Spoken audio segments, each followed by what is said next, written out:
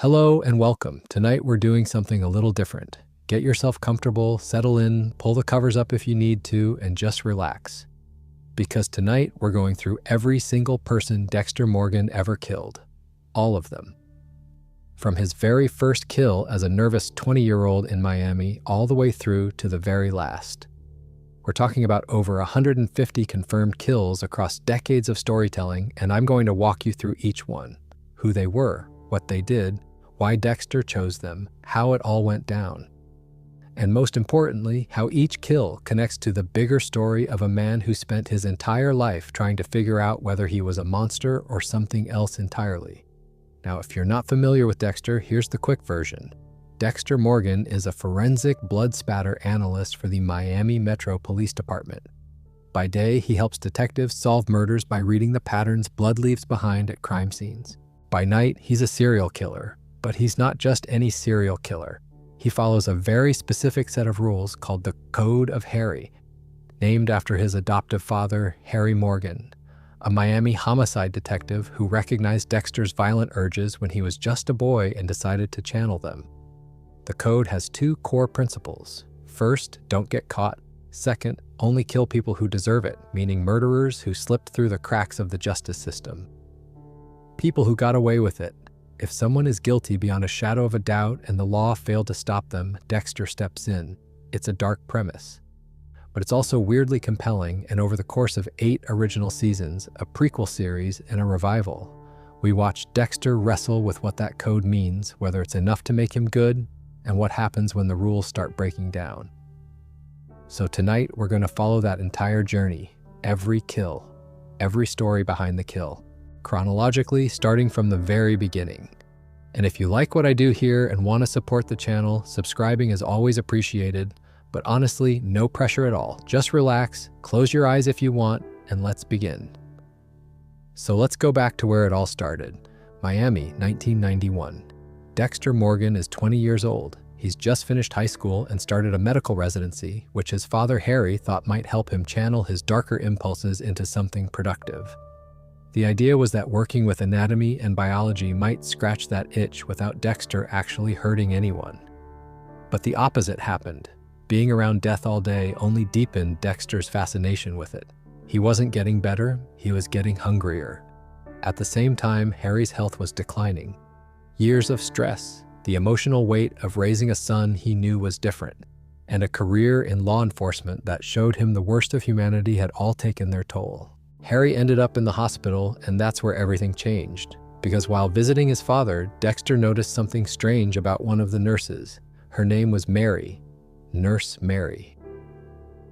She had this habit of cutting out obituary notices from the newspaper, which is a weird thing for a nurse to do. But it was more than just a quirk.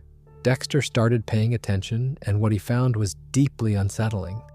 Harry's condition wasn't improving despite treatment, and Dexter eventually discovered that Mary had been secretly administering injections laced with potassium nitrate, a lethal substance to her patients. She wasn't just a bad nurse, she was a killer. She had a folder containing trophies from her victims. She was systematically murdering patients under her care and getting away with it because nobody thought to look twice at a friendly hospital nurse. When Harry found out what Dexter had uncovered, he made one of the most consequential decisions of his life. He gave Dexter permission to kill her. This was it, the culmination of everything Harry had been preparing Dexter for.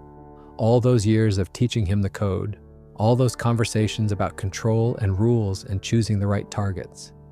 This was the first real test. Dexter planned it meticulously. He confronted Mary, and from what we know, she was terrified when she realized what was happening. He stabbed her multiple times until she was dead. His first human kill. It was messy and emotional, and nothing like the clean, ritualistic kills he would become known for later. He disposed of her body in Alligator Alley, a remote area in the Everglades, making sure no evidence remained. But he did keep something, her earrings. They were his first trophy, his first attempt at preserving a memento from a kill. He hadn't started the bloodslide collection yet. That would come later. For now, earrings were enough. When Dexter came home afterward, he told Harry that killing Mary felt good. And Harry, sitting there, knowing exactly what he had set in motion, could barely hold it together. There's this moment where Harry is just overwhelmed with what he's created. He's crying, and Dexter doesn't fully understand why. To Dexter, he did the right thing. He followed the code. He killed someone who was killing innocent people. What's the problem? The problem, of course, is that Harry can see the future. He can see where this road leads, and it terrifies him. But that's a story for a little later. For now, Dexter had crossed the threshold. He was a killer, and the world didn't end. The sun came up the next morning. He went about his day, and somewhere deep inside, the hunger settled into something more permanent. Not a craving anymore, more like a companion, what Dexter would later call his dark passenger. Not long after the Nurse Mary kill, Dexter got his first real job. Tanya Martin, a forensic expert at Miami Metro, was impressed by his sharp mind and offered him a paid internship in the department's forensics unit. So now you've got this 20-year-old who just committed his first murder walking into a police station every day to help solve other people's murders. The irony is almost too perfect. And it gave Dexter something invaluable: access. He could use police databases, case files, and forensic resources to research potential victims. The fox was quite literally guarding the henhouse. His second kill came when he turned his attention to a man named Tony Ferrer. Ferrer was a loan shark, but he was also a murderer. Dexter confirmed this by analyzing the striations on a bullet that Ferrer had fired near him as a warning. The markings matched the weapon used in previous unsolved murders. Dexter showed the evidence to Harry, who gave his reluctant blessing. That night, Dexter abducted Ferrer and took him to a makeshift kill room he'd set up at a Jaya Lai venue. Despite Ferrer's pleas, Dexter killed him. The method this time was decapitation with a machete, still no blood slide. That ritual hadn't been established yet. Dexter disposed of the body in a swamp, following Harry's advice about not taking trophies this time. But here's where things got messy. As Dexter left the scene, Ferrer's severed arm resurfaced from the water. The swamp didn't hold him.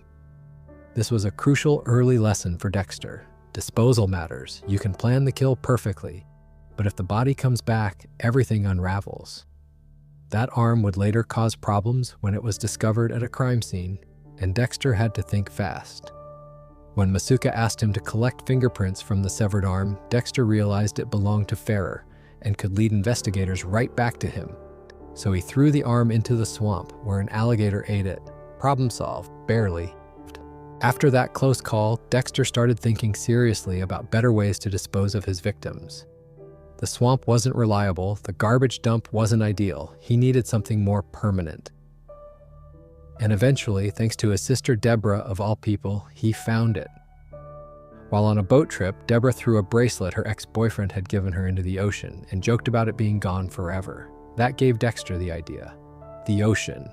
Wrap the body parts in garbage bags, take the boat out, and drop them in the deep water off the coast. It was clean, it was efficient, and it would become his signature disposal method for years to come.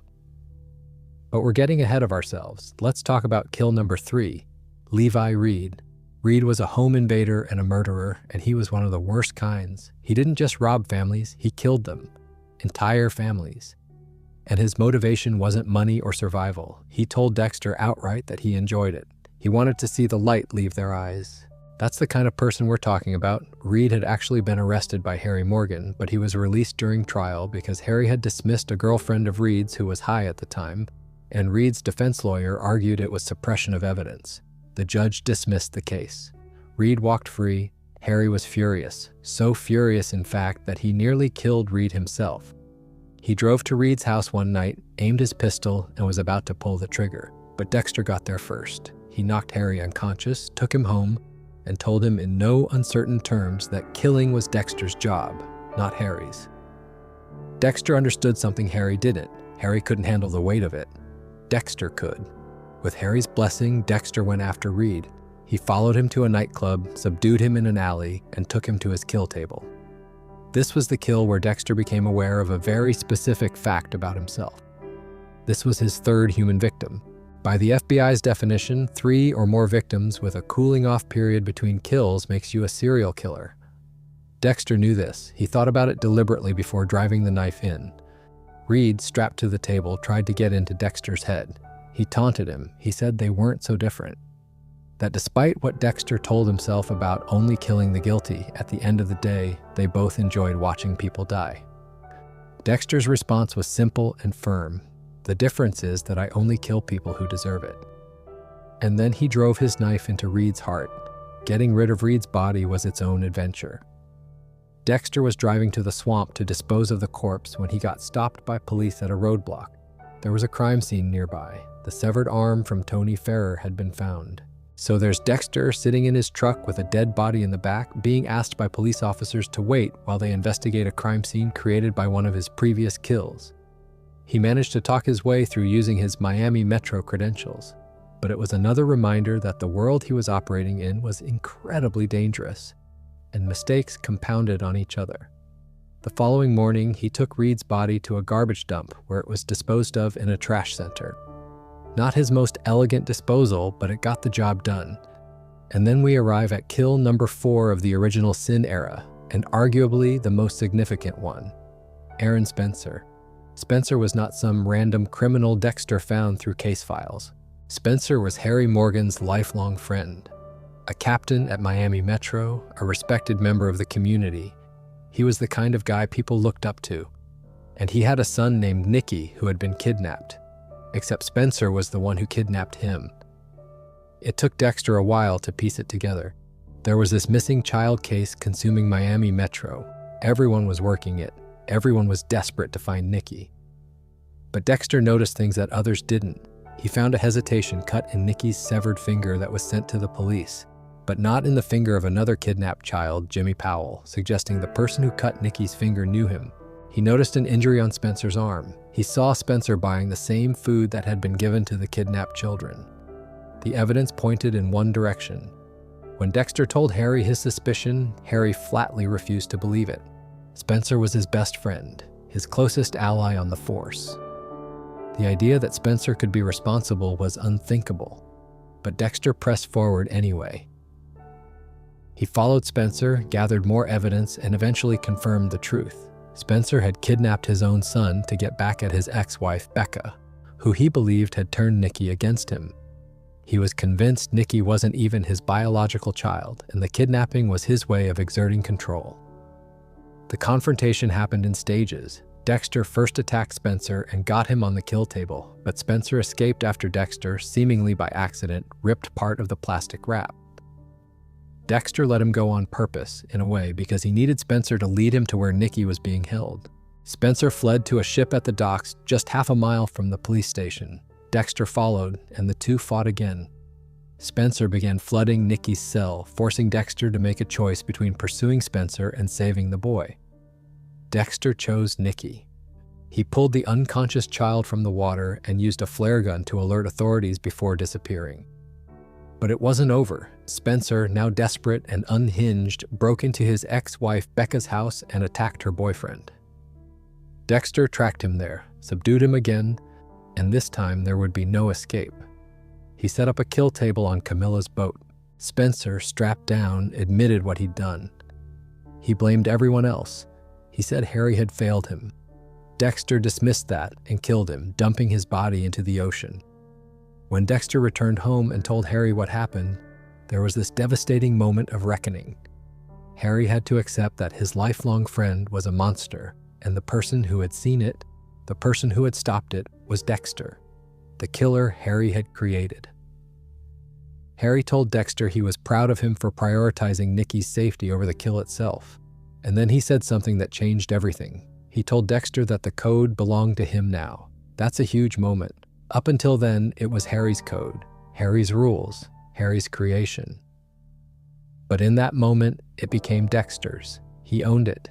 He would carry it forward, refine it, and follow it, sometimes imperfectly, for decades. And that's where Original Sin essentially ends. 4 kills. Nurse Mary, Tony Ferrer, Levi Reed, and Aaron Spencer. Each one a stepping stone. The first was about crossing the line. The second was about learning that disposal is just as important as the kill itself. The third was about accepting what he was.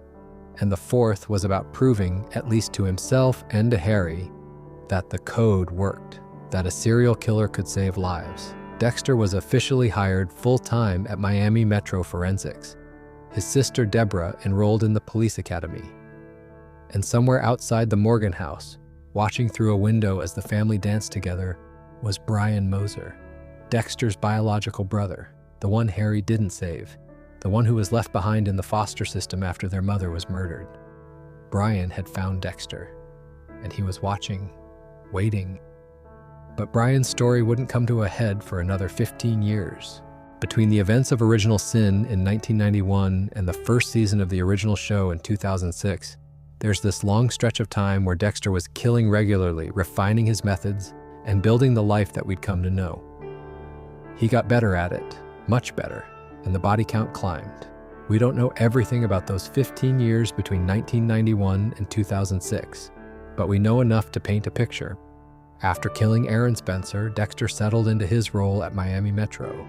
He got good at his cover life, really good. He learned to smile at the right moments, bring donuts to the office, maintain relationships that looked normal from the outside even though he felt nothing on the inside. And he kept killing. One of the most important kills from this period, even though it happened before the show's timeline begins, was a man named Juan Reines. Reines was a pimp who had beaten one of his prostitutes to death. He was one of Harry's targets, a criminal Harry had been chasing but couldn't catch through legal channels. Dexter decided to kill Reines as a kind of gift to his father, a way of making Harry proud.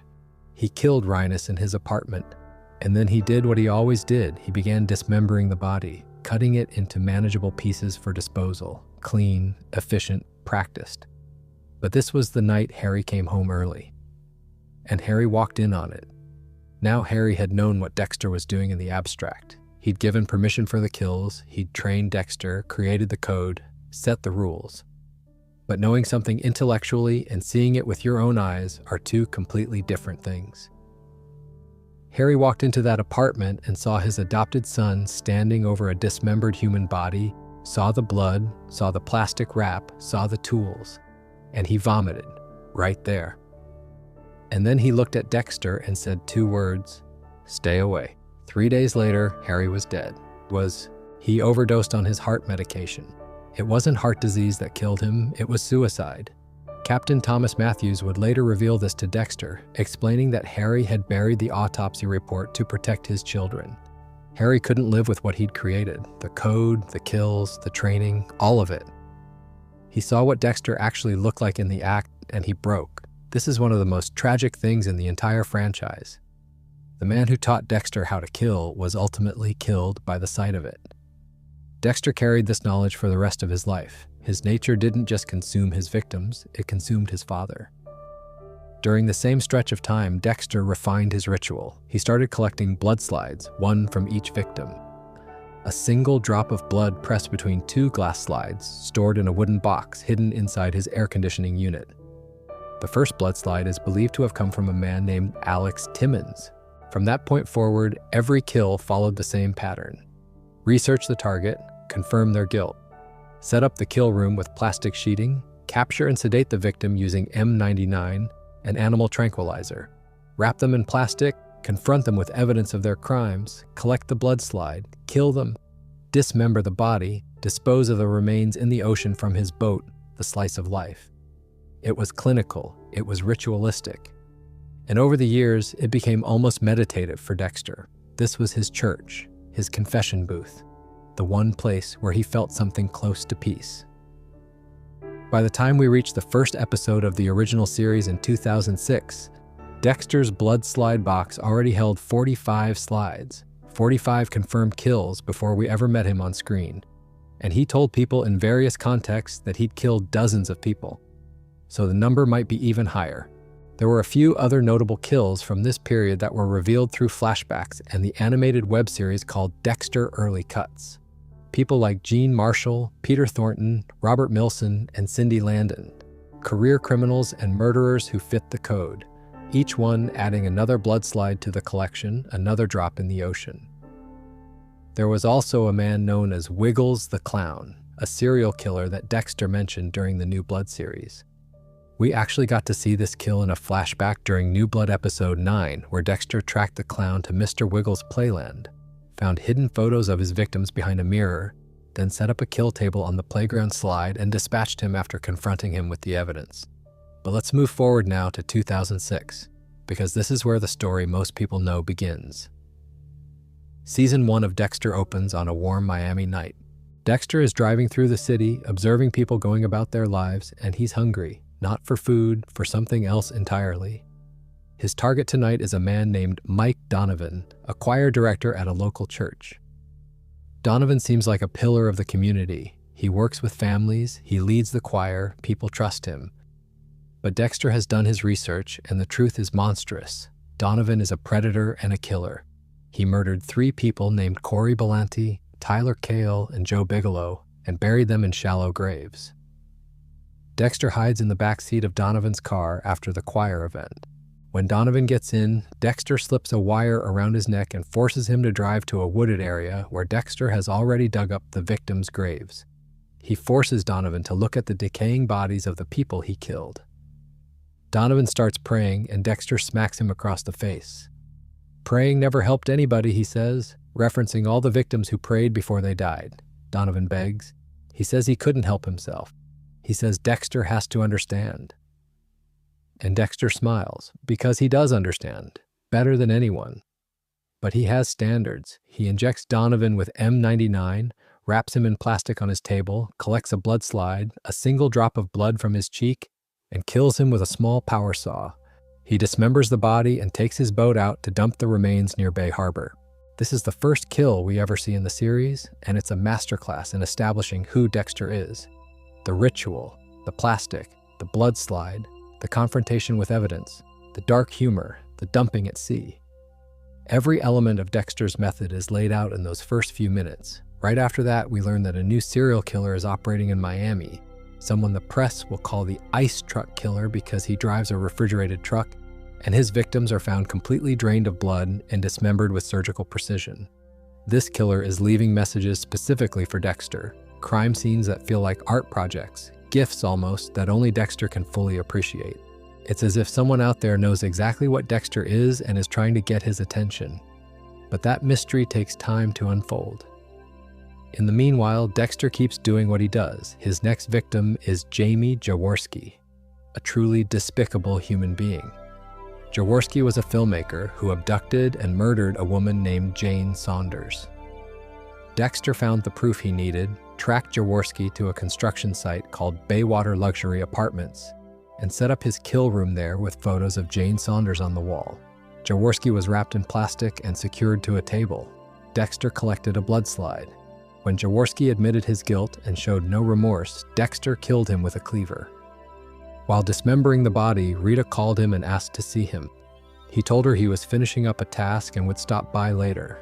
A small, darkly funny moment that captures Dexter's double life perfectly. Not long after that, Dexter turned his attention to Matt Chambers. Chambers was a serial drunk driver who had killed and injured people across multiple states using different aliases each time. Matthew Brewster in Santa Fe, New Mexico. Matt Rasmussen in South Boston. Each time he'd kill someone with his car, change his name, and move on.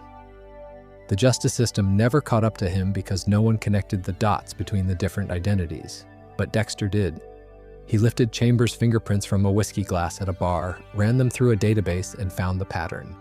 He killed Chambers in an abandoned liquor store by stabbing him in the heart, disposed of the body in the ocean, and went home. Then came the Castillos, Jorge and Valerie Castillo. This was a 2-for-1. Jorge ran a human smuggling operation. He would promise desperate Cuban refugees safe passage to the United States, charge them a fortune, and then drown the ones who couldn't pay the full amount. He'd dump their bodies and let the authorities assume they drowned trying to enter the country illegally. Valerie, his wife, was fully complicit. When one of the imprisoned women tried to escape, Valerie shoved her back inside and called them all animals. Dexter snuck aboard Jorge's boat and found dead bodies submerged in the fish hold, people who had been drowned simply because they couldn't pay. He set up a kill room in an old Airstream trailer at the salvage yard where Jorge operated, covering the walls with photos of the victims. He injected Jorge with M99 and prepared to kill him. But then Valerie showed up looking for her husband. When Dexter saw her push the escape attempt back inside and heard the contempt in her voice, he made the decision to kill both of them. He gave them a moment to profess their love for each other, even asked them how they made their relationship work. They said they had the same dream, then he stuffed cotton in their mouths and killed them both. Jorge got the full ritual. Valerie, he simply slashed her carotid arteries because he was short on time. He freed the Cuban prisoners and dumped the Castillo's bodies at sea. This kill is notable because it was one of the few times Dexter killed a couple. And unbeknownst to him, someone was watching from the trunk of a car in the salvage yard. A young Cuban boy named Oscar who had seen the whole thing. The ice truck killer had also been watching, and he retrieved Valerie's body from the ocean floor and planted it back at the crime scene as a message to Dexter. The walls were starting to close in, even this early in the season. A few episodes later, Dexter encountered Dr. Emmett Meridian. On the surface, Meridian was a respected therapist. Successful, well-connected, trusted by powerful women in Miami. But Dexter discovered something chilling. 3 women who had consulted Meridian had all committed suicide. And it wasn't a coincidence. Dexter visited Meridian under the fake name Sean Ellis, posing as a patient. Over 4 sessions, he unraveled the truth. Meridian would take on wealthy, powerful women as patients, gain their trust, then suddenly cut off their medication. As they spiraled into withdrawal and emotional crisis, he would fill their heads with thoughts of suicide, even recommending specific methods, telling them how brave they would be. He recorded everything on hidden cameras. He was, in essence, a murderer who never pulled the trigger himself. He convinced people to do it for him. What makes this kill interesting is that Dexter actually got something out of the therapy sessions. In one meeting, Meridian pushed Dexter to confront his control issues and inability to open up to others. Dexter started to panic as memories from his past surfaced. It was genuinely therapeutic, at least for a moment. During their final session, a much more confident Dexter admitted his serial killer history before confronting Meridian about the indirect murders. He choked Meridian, injected him with M99, and set up a kill room right there in the office. When Meridian woke up on the table, Dexter thanked him for his help before killing him. A therapist murdered by his own patient. There's a grim irony to that. And then we reach the climax of Season 1. The ice truck killer's identity is finally revealed. His name is Rudy Cooper, except that's not really his name. His real name is Brian Moser, and he's Dexter's biological brother. The story goes like this. When Dexter and Brian were small children, their mother, Laura Moser, was working as a confidential informant for Harry Morgan, helping the police gather evidence against a drug lord named Hector Estrada. When Estrada discovered Laura was an informant, he ordered his enforcer, Santos Jimenez, to kill her. Jimenez took Laura, Dexter, and Brian to a shipping container at the docks. Inside that container, with her 2 boys watching, Laura was murdered with a chainsaw, dismembered in front of her children. Dexter and Brian sat in her blood for 2 days before Harry found them. Harry adopted Dexter but left Brian to the foster system. That decision shaped both boys' entire lives. Dexter got the code, got structure, got a father figure who channeled his trauma into something with rules. Brian got nothing. He was bounced between foster homes, institutionalized for antisocial personality disorder, and eventually released at 21 after doctors mistakenly believed he was cured. He wasn't. Brian became the ice truck killer. He targeted prostitutes in Miami, draining them of blood and dismembering them with surgical precision. But the murders weren't random. They were performances, messages. Everything was designed to attract Dexter's attention, to remind him of their shared trauma, to draw his brother back to him. Brian even became romantically involved with Deborah as part of his plan, working as a prosthetics expert under the alias Rudy Cooper. When Dexter finally learned the truth, he was torn apart. Brian wanted them to be brothers again. He wanted Dexter to abandon the code, abandon his adopted family, and join him. He even suggested they kill Deborah together. But Dexter couldn't do it. Despite everything, despite the blood they shared and the trauma they both carried, Dexter chose Deborah. He chose the family that raised him over the family he was born into. He killed Brian by slitting his throat, and he staged it to look like a suicide. This might be the most emotionally devastating kill of the first season. Dexter killed his own brother, the one person on Earth who truly understood what he was because he was made the same way, in the same container, by the same trauma. But Brian had no code, no rules, no Harry. And without those things, he became something Dexter couldn't allow to exist. The kill was as much about protecting Deborah as it was about Dexter choosing who he wanted to be. Season 1 ends with about 10 to 12 confirmed kills under Dexter's belt just during those 12 episodes alone. Mike Donovan, Jamie Jaworski, Matt Chambers, Jorge and Valerie Castillo, Emmett Meridian, and Brian Moser being the most significant. The bloodslide box was getting full, the ritual was perfected, and the stage was set for what would come next. Because in Season 2, everything nearly fell apart. Season 2 of Dexter is where the show really tightened the screws. It starts with a discovery that should have ended everything. Scuba divers searching for treasure in the waters off Miami stumble upon something else entirely. Black garbage bags, dozens of them, lined up along an underwater trench. And inside those bags are dismembered human remains, Dexter's underwater graveyard. Years and years of victims, carefully wrapped and dropped into the ocean, had been found. The FBI arrives. A task force is formed, led by Special Agent Frank Lundy, a seasoned investigator with a reputation for catching serial killers. The media gives the unknown killer a name, the Bay Harbor Butcher. Posters go up, tips come in, Miami is terrified, and Dexter is sitting right there in the middle of it, working alongside the very people trying to catch him. Meanwhile, Sergeant James Dokes, the one person at Miami Metro who has always sensed something wrong with Dexter, begins following him obsessively. Dokes doesn't have proof, he just has instinct, and his instinct is screaming. Despite all this pressure, Dexter can't stop killing. The hunger doesn't care about risk. His first kill of the season is Little Chino, full name Little Chino Gonzalez, the top enforcer for the 29th Street Kings gang. Chino was enormous, nearly 7 feet tall, a terrifying physical presence who had murdered a young woman named Ava Arenas after she agreed to testify against him for killing her son, Rafael. Dexter's first attempt to capture Chino went badly. He tracked him to a house party, confronted him in the shadows, but got hit from behind by Chino's gang. Dexter barely escaped hiding in a storm drain. It was one of the rare times a target got away, and it shook his confidence. He found himself shaking before the confrontation, which was deeply unusual for someone who had killed dozens of people by this point. But Dexter adapted. He tracked Chino to an abandoned building where the gang leader was heading to deal with a snitch named Joey. Dexter grabbed Chino in a freight elevator using an animal choke collar and subdued him. This time, he made absolutely sure Chino was secured. On the kill table, Chino asked Dexter what he leaves behind when he kills someone. Dexter's answer was perfect in its simplicity. A world without you. He killed Chino with the gang leader's own machete. After Chino, Dexter took out Roger Hicks, a car salesman linked to 2 unsolved killings. This was one of those kills that doesn't make headlines. Hicks wasn't dramatic or theatrical.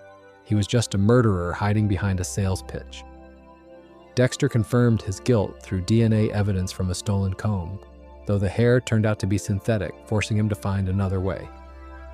He eventually got what he needed and dispatched Hicks. Another bloodslide, another drop in the ocean. Then there was Ken Olsen. This one was different and a little disturbing in a meta sort of way. Olsen was a security guard who had been inspired by the Bay Harbor Butcher, meaning by Dexter himself, to become a copycat killer. He started murdering people he deemed unworthy of life, believing he was carrying on the Butcher's work. When Dexter discovered this, he wasn't flattered. He was horrified. Not because Olsen was killing, but because Olsen had no code, no standards, no rules. He was just a fan who got the message completely wrong. Dexter killed him quickly, a neck snap, no ritual. It was efficient and dismissive, almost like swatting a mosquito. The biggest personal kill of Season 2 was Santos Jimenez. Remember that name from earlier? Jimenez was one of the drug enforcers who had dismembered Dexter's mother, Laura Moser, in that shipping container when Dexter was a child. He was one of the men directly responsible for the most traumatic event of Dexter's life. And he was still alive, running a bar in Naples, Florida. Dexter traveled there with his new sponsor from Narcotics Anonymous, a woman named Leela. He found Jimenez at his bar after closing and confronted him. This wasn't a standard code kill. This was personal. Raw. Dexter told Jimenez who he was, one of the boys from the container, Ash, the one who sat in his mother's blood. Jimenez grabbed a baseball bat and tried to fight, but Dexter overpowered him easily. Before losing consciousness, Jimenez revealed something devastating. Laura Moser wasn't just an informant. She was Harry Morgan's lover. Harry's affair with Laura was what had put her in danger in the first place. Dexter didn't kill Jimenez that night. Lila called at the critical moment, and thinking Dexter was about to relapse with drugs, talked him down. But Jimenez's time would come later. Dexter tracked Jimenez to an isolated cabin in the Everglades where the drug runner kept his cocaine stash and killed him there. He used a chainsaw, deliberately mirroring how Jimenez had killed his mother. Poetic, savage justice.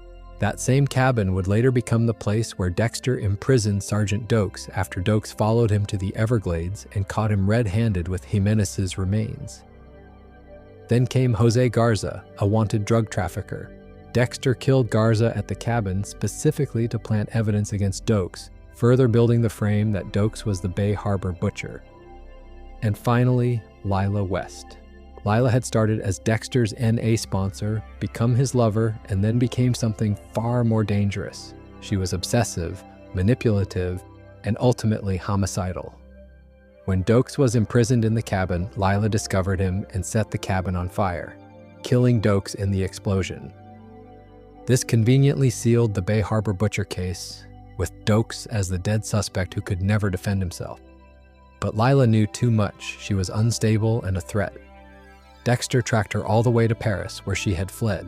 He found her apartment, broke in, and stabbed her in the chest. It was the first time he killed someone who wasn't a traditional serial killer in the code sense. Lila was a murderer. Yes, she'd killed Dokes, but she wasn't the kind of target Harry had envisioned. She was a loose end. And that distinction matters because it shows the code already bending. Season 2 was about survival. Every kill had urgency behind it because the investigation was closing in. But Dexter made it through. Dokes was posthumously blamed for the Bay Harbor butcher murders. The FBI closed the case, and Dexter went back to his life, his blood slide box a little fuller, his conscience a little murkier. Season 3 brought something new into Dexter's world. A friend, or at least someone who looked like one. It starts with a kill that goes sideways. Dexter's tracking a drug dealer named Fred Bowman, known as Freebo. He goes to Freebo's house to kill him, but finds someone else there already. A man named Oscar Prado, who is fighting with Freebo. When Freebo runs, Oscar attacks Dexter with a bayonet. Dexter overpowers him, and in self-defense, stabs and kills him. This is a code violation. Oscar Prado wasn't a murderer. He wasn't on Dexter's list. He was just in the wrong place at the wrong time, and now he was dead. Dexter fled, shaken by what he'd done. He later tracked down and killed Freebo in a proper code kill.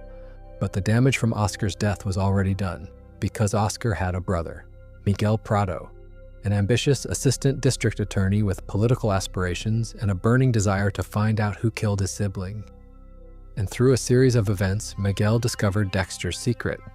Not all of it, not right away, but enough to understand that Dexter killed people who the justice system couldn't touch. And instead of being horrified, Miguel was intrigued. He wanted in. For a brief, dangerous period, Dexter had a partner. He and Miguel worked together. Dexter showed him the ritual, the planning, the execution. They killed a career criminal named Billy Fleeter together, with Miguel present to witness the code in action. For Dexter, it was exhilarating. For the first time, someone understood what he did and accepted it. He wasn't alone, but it fell apart fast. Miguel's moral compass was nothing like Dexter's. He started using the code as a weapon for personal vendettas. He killed a woman named Ellen Wolfe, a defense attorney who had crossed him politically and tried to pass it off as a code kill. But Ellen Wolfe wasn't a murderer. She was a lawyer doing her job. Miguel wasn't following the code, he was twisting it into a tool for his own ambition. Dexter confronted him and the friendship shattered. Miguel threatened to expose Dexter. Dexter threatened to expose Miguel. It became a chess match between two killers, and Dexter was better at it. He killed Miguel by wrapping a wire around his neck and strangling him, a deviation from his usual knife work. He staged the body to look like a Skinner killing, pinning it on George King, the actual Skinner who was still at large. The lesson from Season 3 was clear and permanent. Dexter cannot share his secret life. The code only works for Dexter because of Dexter's specific psychology. his specific relationship with Harry, his specific trauma. Give it to someone else and it becomes something ugly. Miguel proved that. There were other kills during the season as well. Nathan Martin, a convicted predator. Clemson Galt, an aging serial killer from decades past. Ethan Turner, a college professor who murdered his wife. Each one followed the code, each one earned a bloodslide. But the kill that sticks with most people from season 3 is Camilla Fig. Camilla was an old friend of Harry's who worked in the records department at Miami Metro. She'd known Dexter since he was a child. She'd helped Harry protect Dexter's past. And she was dying, painfully. Cancer was eating her alive and she was suffering. She asked Dexter to end it, not as a code kill, as a mercy. She wanted to die eating a perfect piece of key lime pie, and she wanted Dexter to be the one to give it to her. So he did. He poisoned a slice of pie and brought it to her hospital room. She ate it, smiled, and said it was perfect. Then she died. This is one of the most heartbreaking moments in the entire series. Dexter killing someone he cared about, not out of compulsion or self-defense or justice, but out of compassion. It doesn't fit the code. It doesn't fit any framework. It's just a man doing something painful for someone he loves. The season ended with another kill, George King, known as the Skinner.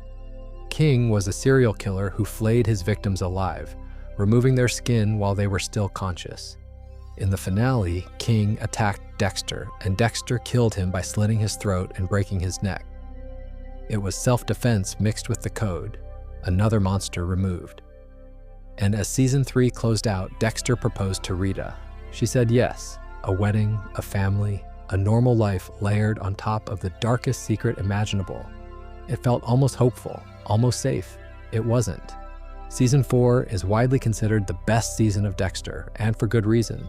It's the one that proves the show could be genuinely devastating. Not just dark or clever or suspenseful, but truly permanently devastating in a way that changes everything. Dexter's now a married man and a new father. Baby Harrison has arrived, and Dexter is trying to balance suburban domesticity, changing diapers and making bottle runs with his night job. He's exhausted, sleep-deprived, and for the first time, the cracks in his performance are showing. His first kill this season comes from a mistake at his day job. Due to his exhaustion, Dexter confuses case evidence during a court appearance, and a violent killer named Benito Gomez is released on a technicality. Detective Joey Quinn is furious with Dexter for the screw-up, and Dexter privately agrees. But he also sees the silver lining. Gomez is now out on the streets, which means Dexter can find him. He tracks Gomez down, crashes his car into a guardrail in the process because he's so sleep-deprived, and eventually gets Gomez on the table. One kill to fix his own professional error. Meanwhile, something else has arrived in Miami. Something far more dangerous than any target Dexter has faced before. His name is Arthur Mitchell, and the police, thanks to the work of retired FBI agent Frank Lundy, have given him a name: the Trinity Killer. Trinity kills in cycles of 3. First, he forces a young woman into a bathtub and slits her femoral artery, watching her bleed out while he holds a mirror to her face. Second, he approaches a slightly older married mother of 2 and forces her to jump from a tall building to her death. Third, he finds an older man and bludgeons him to death with a hammer. 3 victims, 3 methods, always in the same order, always matching specific demographic profiles. Lundy discovered that this pattern had been repeating across American cities for approximately 30 years. Trinity was the most prolific and successful serial killer to ever evade capture. When Dexter eventually identified Arthur Mitchell, what he found was disturbing in a completely unexpected way. Mitchell wasn't some drifter or loner. He was a respected member of his community. A church deacon, a family man. He built houses for charity. His neighbors loved him. He had a wife, 2 children, and a reputation as a genuinely good person. This fascinated Dexter. Here was a serial killer who had maintained a family life for decades, while killing in cycles that stretched across the entire country. Dexter couldn't manage breakfast without nearly falling asleep. How was Arthur Mitchell pulling this off? For a while, Dexter almost admired him. He infiltrated Arthur's life, joined his church volunteer group, and tried to study him up close. He wanted to learn the secret. How do you kill and also be a father, a husband, a normal human being? The answer Dexter eventually discovered was that Arthur Mitchell was none of those things. Behind the church-going charity worker was a tyrant who terrorized his own family. His wife lived in fear of him. His children were psychologically broken. The house he built was a prison. Arthur's family life wasn't a success story. It was a hostage situation dressed up in Sunday best. But before Dexter reached that conclusion, he had other kills to make. One of them was Zoe Kruger, a particularly interesting target. Kruger was a police officer, a cop, who had murdered her own husband and child and staged it to look like a home invasion.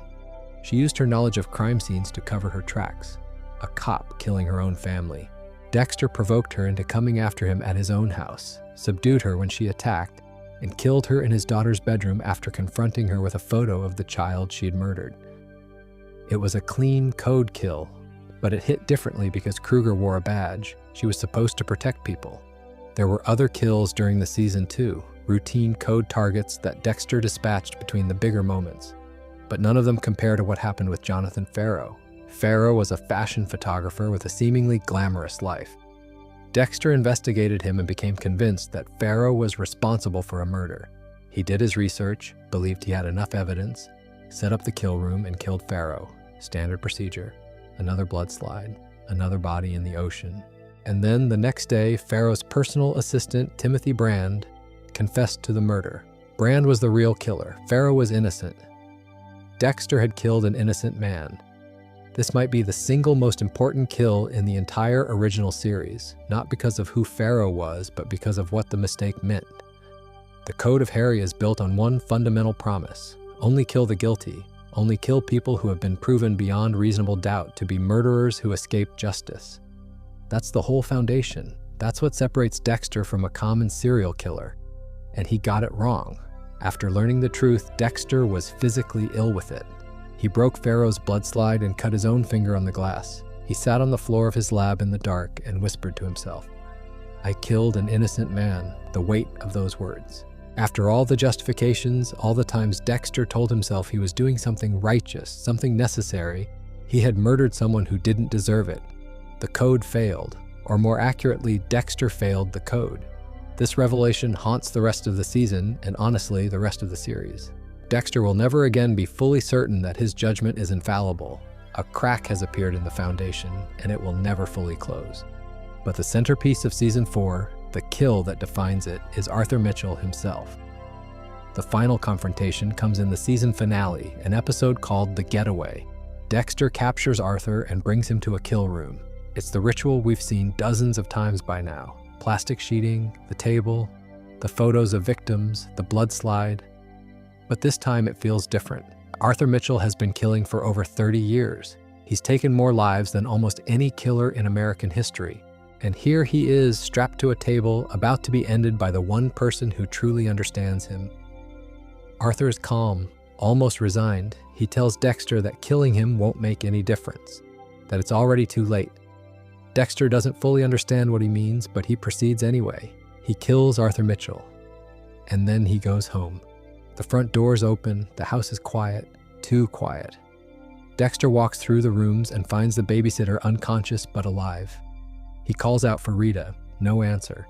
He walks toward the bathroom. The door is open. Rita is in the bathtub. She's been murdered, killed by Arthur Mitchell before Dexter got to him. Trinity had slashed her femoral artery, the same method he used on the first victim in every cycle, and left her to bleed out.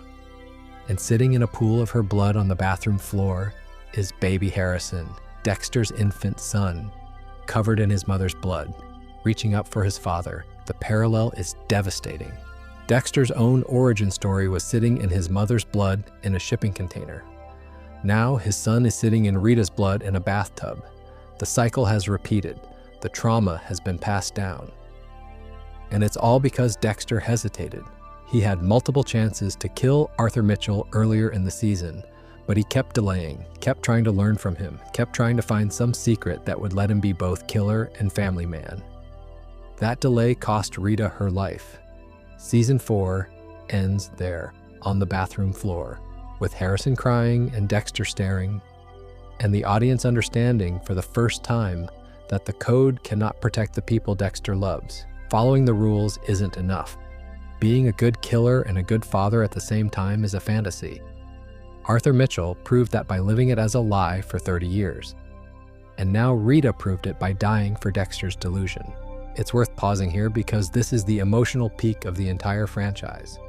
Many people consider the show's best days to end right here with this image. Everything that comes after exists in the shadow of that bathtub. Dexter will spend the rest of the series trying to outrun what happened in season 4. He never really does, but the kills don't stop. They can't. The dark passenger doesn't grieve. So let's move on. Season 5 opens in the immediate aftermath of Rita's murder.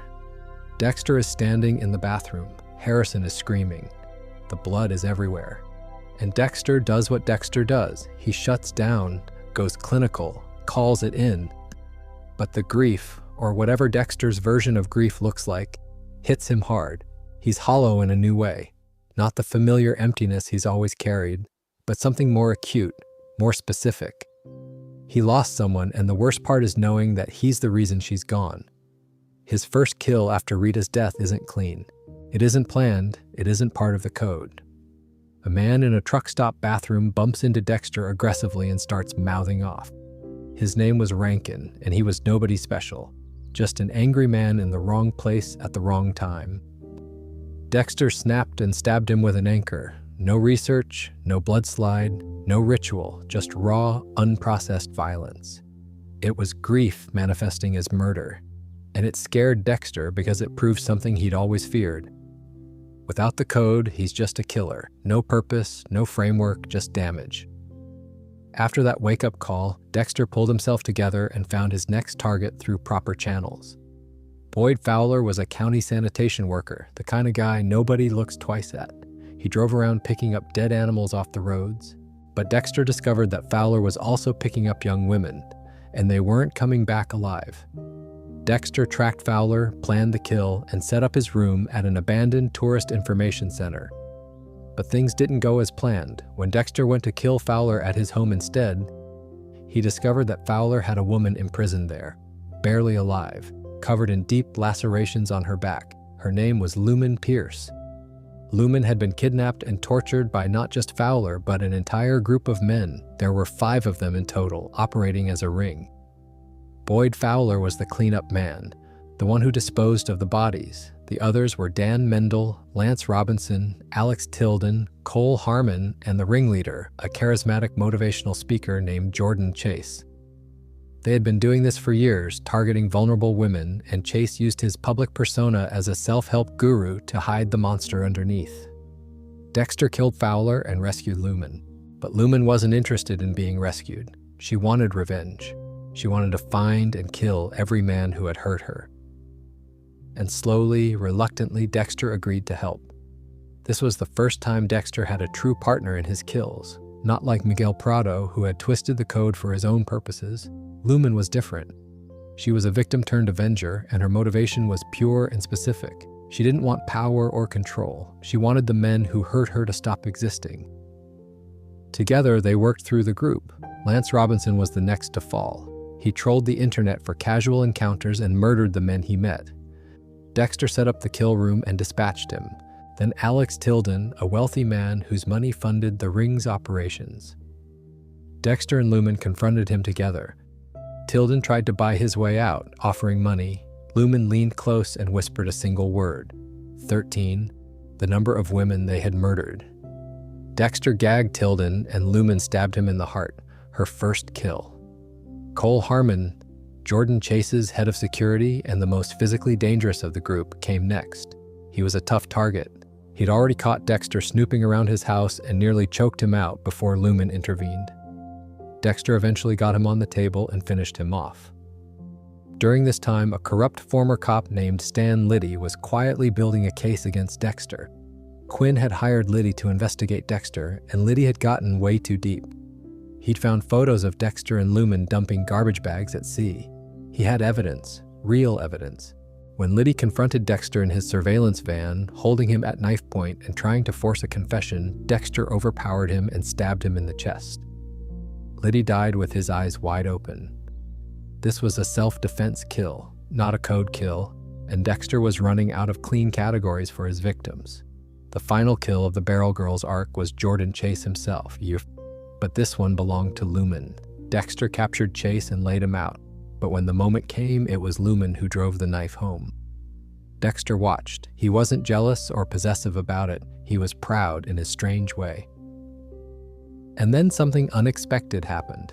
After the last of her abusers was dead, Lumen's darkness, her need for vengeance, simply faded. It was gone. She didn't want to kill anymore. She didn't need to. The thing that had been driving her had burned itself out.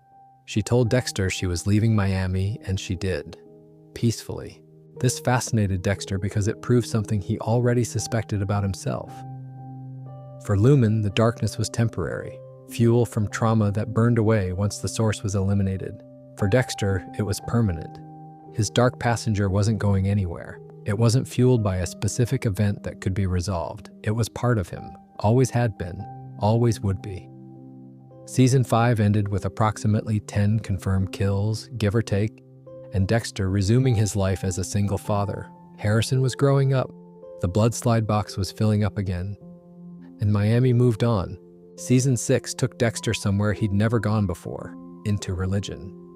The season opens with ritualistic murders appearing across Miami. Bodies staged as elaborate tableaus based on the Book of Revelation, snakes sewn inside victims, bodies posed in apocalyptic scenes. The media calls it the Doomsday Killer, and the police are baffled. The killer turns out to be Travis Marshall, a disturbed young man who believes he is carrying out God's plan to bring about the end of the world. He's aided, or so it seems, by Professor James Geller, a disgraced theology teacher. The twist, which the show reveals mid-season, is that Geller is already dead.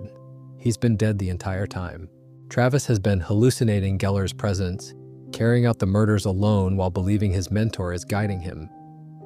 It's a disturbing parallel to Dexter's own relationship with the ghost of Harry, who appears to Dexter regularly as an internal voice and visual hallucination, offering advice and moral commentary. The show is asking a pointed question. Is Dexter's Harry any more real than Travis's Geller? Early in the season, Dexter kills a man at his high school reunion. Joe Walker had murdered his wife and covered it up, and Dexter dispatched him cleanly. Standard code kill. But the kill that resonates most from the first half of Season 6 isn't a code kill at all. It's about Brother Sam. Brother Sam was a reformed criminal turned preacher who ran an auto body shop that employed ex-convicts. He was genuinely trying to do good, trying to save people from the life he'd lived. And Dexter was drawn to him. For the first time in his life, Dexter seriously considered the possibility of faith. Could there be something beyond the dark? Could redemption exist for someone like him? Then Nick, a street thug and one of Brother Sam's employees, shot and killed Brother Sam. On his deathbed, Brother Sam told Dexter to forgive Nick. Dexter tried. He really did. He went to the beach where Nick was hanging out and told him that Brother Sam forgave him. Nick laughed. He mocked the dead man, and Dexter grabbed him, dragged him into the ocean, and drowned him. It wasn't the code, it was fury, grief, love maybe, for someone who had briefly shown Dexter that goodness existed, even if Dexter couldn't quite reach it. After killing Nick, Dexter saw a hallucination, not Harry this time, Brian Moser, his dead brother, clapping, smiling. Welcome back. There were other kills through the season. An aging serial killer known as Walter Kenny, the Tooth Fairy killer, who had been murdering people for decades. Dexter found him in a retirement home, old and frail, but unrepentant. Kenny had a strange warning for Dexter. He told him that when he got too old to kill, he'd be miserable. That the hunger doesn't fade with age. It just becomes unbearable when you can't feed it. Dexter smothered Kenny with a pillow, making it look like a natural death, and disposed of his collection of human teeth in the ocean. There was also Julio Benes, a violent offender and murderer who Dexter killed in a barbershop, and Steve Dorsey, and a few others whose crimes blurred together in the routine of Dexter's compulsion.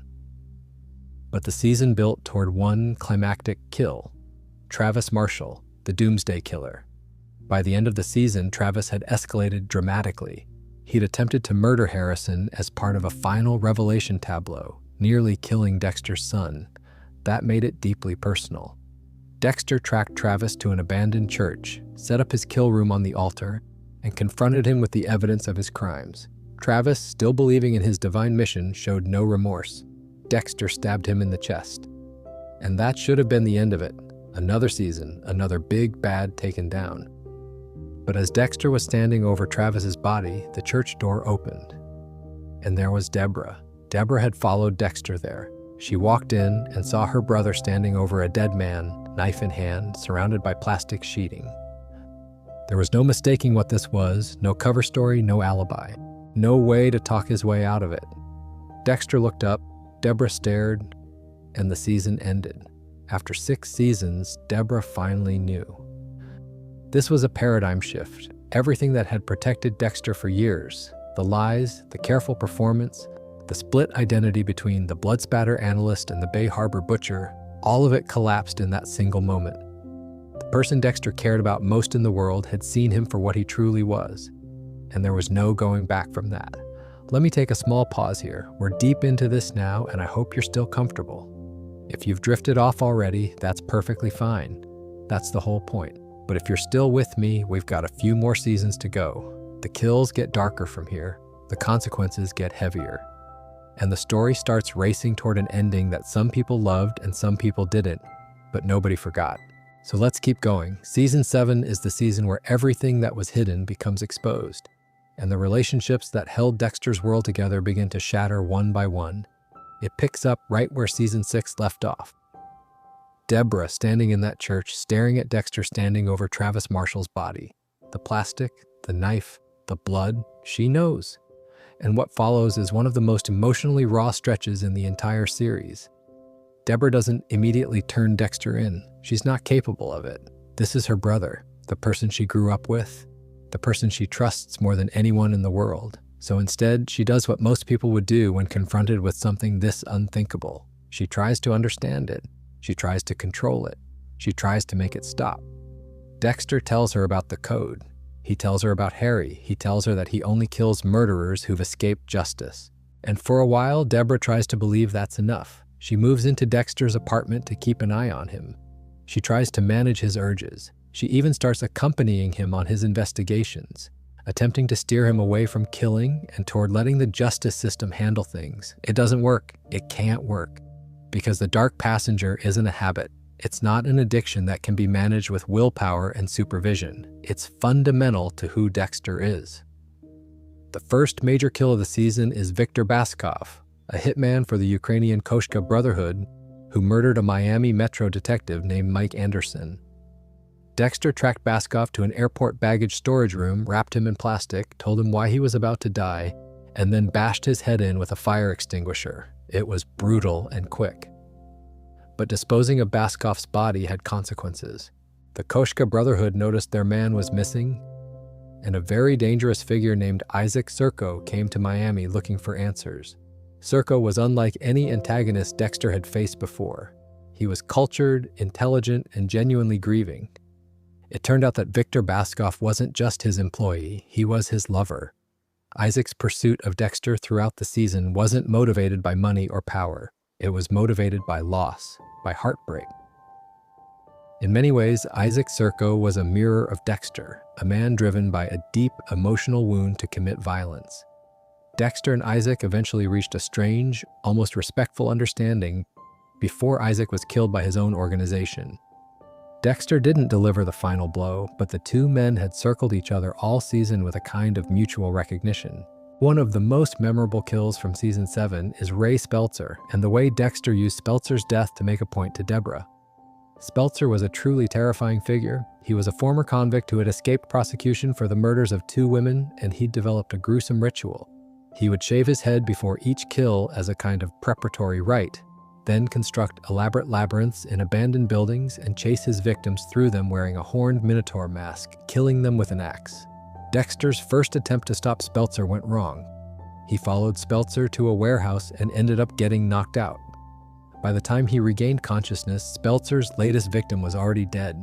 It was a failure that weighed heavily on Dexter, but he tracked Speltzer down again and killed him in a vicious brawl, bludgeoning him to death. What happened next was significant. Dexter brought Deborah to a crematorium where Speltzer's body was being burned. He wanted her to see it, to understand that men like Speltzer would keep killing unless someone stopped them. The justice system had failed. Twice. 2 women were dead because prosecutors couldn't make a case stick. Dexter could. He wanted Deborah to accept that. It didn't fully work. But something shifted in Deborah. Not acceptance exactly, more like resignation. A recognition that the world Dexter operated in wasn't as black and white as she'd believed. Another critical kill from season 7 was Hector Estrada. Remember that name from the very beginning? Estrada was the drug lord who ordered the murder of Dexter's biological mother, Laura Moser, in the shipping container. He was the man at the top of the chain that had created Dexter's trauma. For decades, Dexter had known about Estrada. For decades, he'd been waiting. And in season 7, Estrada was paroled. Dexter went after him. This kill was deeply personal. Not a dispassionate code execution, but a reckoning with Dexter's oldest wound.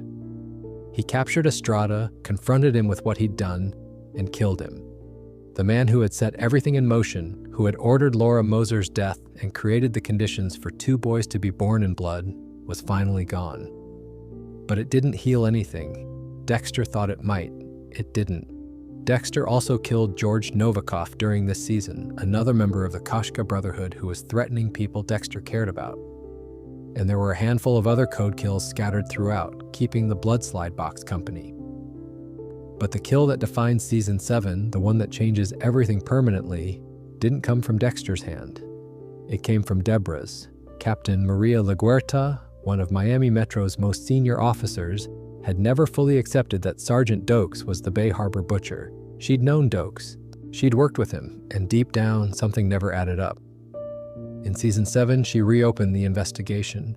She started finding evidence. A bloodslide at a crime scene, connections to Dexter. She was smart, she was persistent, and she was closing in. In the season finale, LaGuerta set a trap. She brought Dexter to a shipping container, the same one where Laura Moser was murdered, and confronted him with the evidence. She was going to arrest him. And Deborah arrived, gun drawn, to find her brother and her captain in a standoff.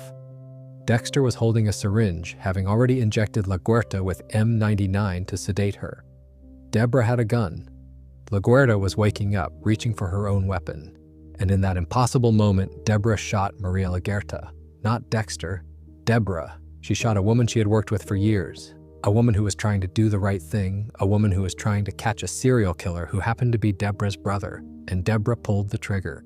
This is the kill that breaks Deborah Morgan. Not physically, psychologically, morally. Everything she believed about herself, everything she stood for as a cop and as a human being, died in that shipping container alongside LaGuerta. She crossed a line that could never be uncrossed. She became complicit. She became, in her own eyes, a murderer. And the guilt of it would eat her alive for the rest of the series. Dexter staged the scene to look like a shootout. LaGuerta's death was officially attributed to a confrontation with another suspect. Nobody investigated further. The Bay Harbor butcher case was closed for good. But the cost was Deborah's soul. Season 8, the final season of the original series. And honestly, this is where the show becomes harder to talk about because so many people were disappointed by how it ended. But the kills still happened and they still mattered. The season introduces Dr. Evelyn Vogel, a neuropsychiatrist who arrives in Miami with a revelation that reshapes everything. Vogel helped Harry Morgan create the code. She was the one who studied young Dexter's psychology and designed the framework that would channel his violent urges. Harry gets the credit, but Vogel was the architect. Dexter's entire identity, his rules, his method, his self-image, was engineered by this woman. This puts Dexter in a strange position. He's been operating under the belief that the code was Harry's moral compass translated into rules. Now he learns it was a clinical intervention designed by a scientist. Does that change what it means? Dexter isn't sure. Vogel sees him as her greatest success, a psychopath who functions in society, a killer who kills other killers. She's proud of what she created, which is both comforting and unsettling for Dexter. The season's antagonist is Oliver Saxon, also known as the Brain Surgeon. His real name is Daniel Vogel, and he's Evelyn's son. When Daniel was young, he killed his own brother. Vogel had him institutionalized, and he escaped by starting a fire that killed several other children, faking his own death in the process. He spent years traveling the world, killing with impunity, before returning to Miami to reconnect with his mother in the most twisted way possible. Dexter's kills during Season 8 include Andrew Briggs, a criminal he killed during a struggle. It wasn't a clean code kill. Dexter stabbed him with a switchblade in what was essentially a fight that got out of hand. There was also Ron Galuzzo, a cannibal. Galuzzo consumed human flesh, and Dexter found him disgusting in a way that was almost personal. Before killing him, Dexter gave a speech that feels like a confession. "You're disgusting," he told Galuzzo, "a consumer of human flesh. There was a time when I couldn't imagine anyone being what you are, but now I realize I'm just like you. I consume everyone I love." It's one of the most self-aware things Dexter has ever said, and it cuts deep because it's true. Another kill was A.J. Yates, a serial killer who targeted women. Dexter tracked Yates through Vogel's patient files and impaled him through a bed with a curtain rod. Not Dexter's most elegant work, but effective. The season builds toward a confrontation between Dexter and Oliver Saxon. Saxon murders Vogel, his own mother, by slitting her throat while Dexter watches helplessly via a video call. Then Saxon shoots Deborah, wounding her critically. She's rushed to the hospital and goes into surgery.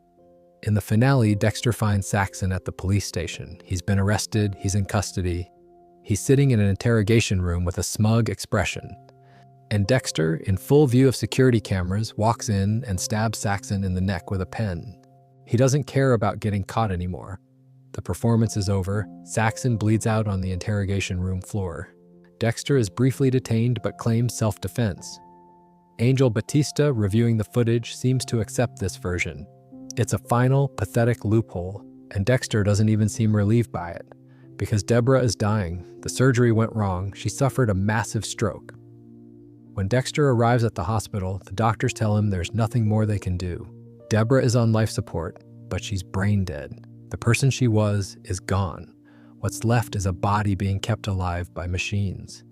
Dexter enters her room. He looks at her, the sister who loved him despite everything, who killed for him, who sacrificed her morality, her career, her peace of mind to protect him, and who was shot because of him, because of what he is. Because the code, for all its rules and structure, couldn't prevent this. He disconnects the life support. He picks her up and carries her out of the hospital, past the nurses and doctors, and nobody stops him because a hurricane is bearing down on Miami and the hospital is in chaos. He takes her body to the slice of life, his boat, and he drives out into the open water. Dexter buries Deborah at sea, the same way he buried all his victims. The same ocean that swallowed 140 bodies now swallows the one person who meant more to him than any of them. Then he drives the slice of life directly into Hurricane Laura. The boat is destroyed. The Coast Guard finds wreckage. Dexter Morgan is declared dead. But the final shot of the series shows him alive. Sitting in a dimly lit room, a lumberjack in the Pacific Northwest, he looks at the camera. He says nothing, and the screen goes black. That ending was, to put it mildly, controversial.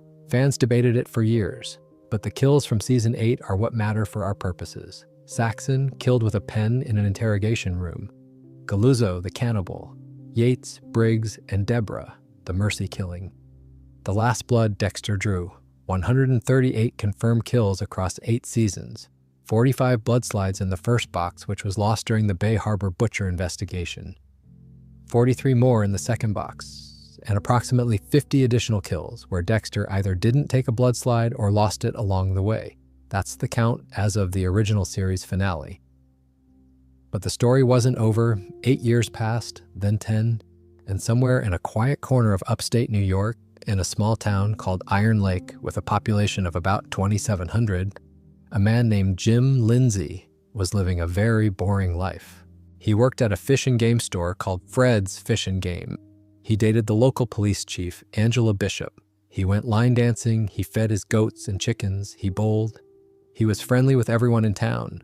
Nobody had any reason to suspect that Jim Lindsay was anyone other than exactly who he appeared to be. But Jim Lindsay was Dexter Morgan, and he hadn't killed anyone in 10 years. This is where Dexter New Blood picks up.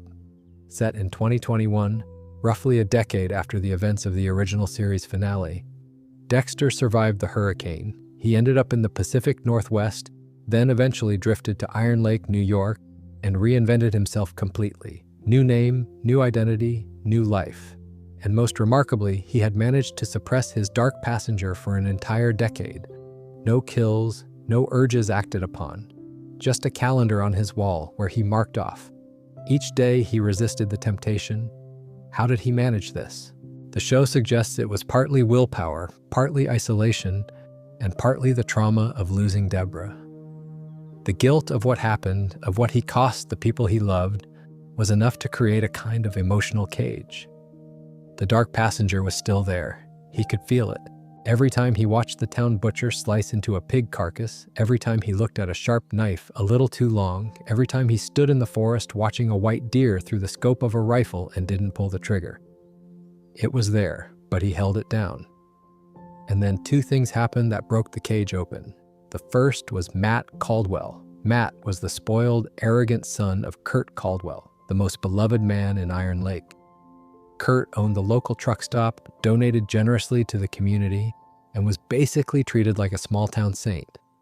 Matt, on the other hand, was a mess. He was a heavy drinker, a drug user, and he was responsible for a boating accident that killed 5 people, but had walked free because a friend named Bill Harris was paid to cover for him with a Rolex and $2,000 a week in hush money. Dexter sold Matt a rifle at the fish and game store. Matt went hunting. And while out in the woods, Matt shot a white deer, a protected animal on Seneca Nation land. The bullet nearly hit Dexter in the process, and that was it. Something snapped. The dark passenger roared back to life. Dexter tracked Matt through the woods, confronted him, and killed him, stabbed him in the chest, his first kill in 10 years. He even made a makeshift blood slide, pressing Matt's blood between 2 pieces of glass, a callback to the old ritual. He incinerated the remains in a fire pit and scattered the ashes. But the kill was messy. There was blood in the snow, there were traces, and the scramble to cover his tracks would define the rest of the season. The second thing that shattered Dexter's carefully constructed life was the arrival of his son. Harrison Morgan showed up in Iron Lake unannounced. He was a teenager now. Hannah McKay, the woman Dexter had entrusted Harrison to, had died of pancreatic cancer 3 years earlier. Harrison had bounced through foster homes in Argentina and eventually tracked down his father through an Instagram photo of a bowling team. He was angry, hurt, and confused. He'd grown up believing his father was dead. Finding out that Dexter had voluntarily abandoned him was devastating. Harrison also had something else. He had his own darkness. Born in his mother's blood, just as Dexter had been born in his mother's blood in the shipping container. Harrison carried violent urges, kept a straight razor hidden inside a flashlight, and displayed behaviors that Dexter recognized all too well. The dark passenger wasn't just Dexter's burden anymore. It had been inherited. With Harrison in town, and the investigation into Matt's disappearance heating up, Dexter's second kill came from a very personal place. A drug dealer named Jasper Hodge had manufactured the drugs that nearly caused Harrison to overdose at a high school party. Dexter was enraged. He tracked Hodge down and killed him by forcing him to overdose on his own product. No blood slide, no plastic wrap, just raw parental fury turned lethal. It was closer to what happened with Rankin at the truck stop in Season 5 than to the controlled ritual Dexter was known for, grief and love making him sloppy. The third kill was Elric Kane, and this one was pure self-defense. Kane was a hitman hired by Kurt Caldwell to find proof of what happened to Matt. Kurt had figured out that Dexter, or rather Jim Lindsay, was responsible for his son's disappearance. Kane kidnapped Dexter, stuffed him in a car trunk, and was driving him to an undisclosed location. Dexter managed to choke Kane from behind, causing the car to crash. Kane shot Dexter in the leg during a chase through the snowy woods. But Dexter, even wounded, was still Dexter. He ambushed Kane and stabbed him to death with a camp knife. He took Kane's jacket and hat, used the dead man's face to unlock his phone, and impersonated him via text to buy time. This kill didn't follow the code at all. Kane wasn't a serial murderer, he was a hired man doing a job. But he was going to kill Dexter, and survival took priority over rules. Another crack in the code, another line crossed. The fourth kill was the big one, Kurt Caldwell. For the entire season, Kurt had been presented as Iron Lake's benefactor, the man who donated to the Seneca Nation, who gave jobs to drifters, who paid for everyone's drinks at the tavern, but underneath that persona was something nightmarish. Kurt had been kidnapping young women, runaways, and drifters for over 25 years. He would take them to a cabin, treat them to champagne and strawberries, watch them through hidden cameras, and then put on a white ski mask and hunt them. After he killed them, he preserved their bodies in a hidden underground bunker beneath his property. 30 victims, perfectly preserved, lined up in rows like trophies. Dexter and Harrison broke into the bunker and found them all, 30 women, frozen in time. It was one of the most disturbing images in the entire franchise, and it confirmed what Dexter had suspected all along. Kurt Caldwell wasn't just a liar protecting his son's reputation. He was a serial killer on a scale that rivaled anything Dexter had ever encountered. Together, Dexter and Harrison kidnapped Kurt. They brought him back to his own bunker, surrounded by his own victims, and strapped him to a surgical table. This was the first time Harrison witnessed the full ritual. The plastic, the confrontation, the evidence laid bare. Kurt, even on the table, was defiant. He claimed he was saving those women because they were just runaways nobody would miss. He told Harrison that Dexter killed Matt, trying to turn the son against the father one last time. But Harrison didn't waver. Dexter stabbed Kurt in the chest. And then, with Harrison watching, he dismembered the body. Harrison stood there, watching the saw, watching the blood, watching his father work. They incinerated Kurt's remains at the local incinerator. They made it look like Kurt had packed his bags and fled because of the mounting legal pressure. It was clean, efficient, a perfect kill. But Kurt had one last card to play. Before he died, he'd already set events in motion. He'd burned down Dexter's cabin. He'd left an anonymous note at Angela's house identifying Jim Lindsay as Matt Caldwell's killer, along with a titanium screw from Matt's body that hadn't melted in the fire pit. And Molly Park, a true crime podcaster who had been investigating the case, had gone missing after her last meeting with Kurt. Her body would later be found among Kurt's preserved victims. Angela Bishop, meanwhile, had been doing her own investigation. She'd noticed injection marks on the necks of both Miles, a drug dealer Dexter had attacked, and Jasper Hodge. She'd found ketamine in their systems. And when she searched the internet for similar methods, she found articles about the Bay Harbor butcher. The pieces were falling into place. Jim Lindsay wasn't just a killer, he might be the most prolific serial killer in American history. Angela arrested Dexter. She confronted him with the evidence. She told him that Angel Batista, his old colleague from Miami Metro, was flying in from Florida, and they would extradite him to a state with the death penalty. It was over. And in the jail cell, with everything collapsing around him, Dexter made his final kill. The one that proved the code was broken beyond repair. Sergeant Logan, the town's deputy, Harrison's wrestling coach, a genuinely good man who had shown Dexter and Harrison nothing but kindness since they arrived in Iron Lake. Logan brought Dexter a tuna sandwich in his cell. Later, when Logan came back, Dexter reached through the bars, grabbed him, and slammed his face against the metal. He put Logan in a chokehold and demanded the keys to the cell. Logan, instead of surrendering the keys, reached for his gun and fired blindly backward through the bars. He missed, and Dexter snapped his neck. He killed a good man, an innocent man, not a murderer, not someone who had escaped justice, a deputy who was doing his job. And he did it purely to escape, pure self-preservation. The code didn't just bend this time, it shattered. Dexter fled the station, stole a police car, and called Harrison to meet him at the spot where the white deer had been killed. He was going to run, take Harrison and disappear again, start over somewhere new, the same thing he'd done before, abandon everything and everyone, and vanish. But Harrison had been paying attention. He'd been watching and learning throughout the entire season. And when he arrived at the meeting point and saw Logan's blood on his father's clothes, something shifted in him. He asked whose blood it was. Dexter tried to deflect. Harrison put it together. You killed Logan, the boy who had been abandoned by his father, who had grown up in the shadow of his mother's murder, who had traveled across the world to find the one person who was supposed to protect him. That boy now stood in front of his father and saw what the code really was. Not a moral framework, not a guide for righteous killing. Just an excuse, a story a serial killer told himself so he could keep going. Harrison told Dexter to turn himself in. Dexter refused. He said Harrison didn't have to come with him, but he couldn't stay in Iron Lake. And then Dexter started walking away. abandoning his son again, just like he'd done before. Harrison went to the truck and picked up his rifle. He loaded a round. He aimed at his father's back, and he asked the question that the entire franchise had been building toward for 15 years. Would Mom and Deb still be alive if it weren't for you? Dexter stopped. He turned around. He looked at his son holding a rifle, and he saw the truth of it. Every death, every consequence, every person consumed by his existence. Rita, Deborah, Harry, Lagerta, Dokes, Lundy, Logan. All of them dead or destroyed because of him. Because of what he was, because the code, for all its rules and structure, couldn't contain the damage a serial killer leaves in his wake.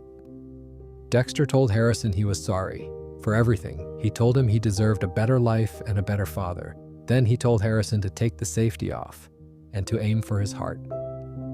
Harrison pulled the trigger. Dexter collapsed in the snow. With his last breath, he told his son that he did good. The hallucination of Deborah appeared beside him, held his hand for a moment, and then pulled away as Dexter died. Angela arrived at the scene. She found Harrison standing over his father's body. He confessed immediately.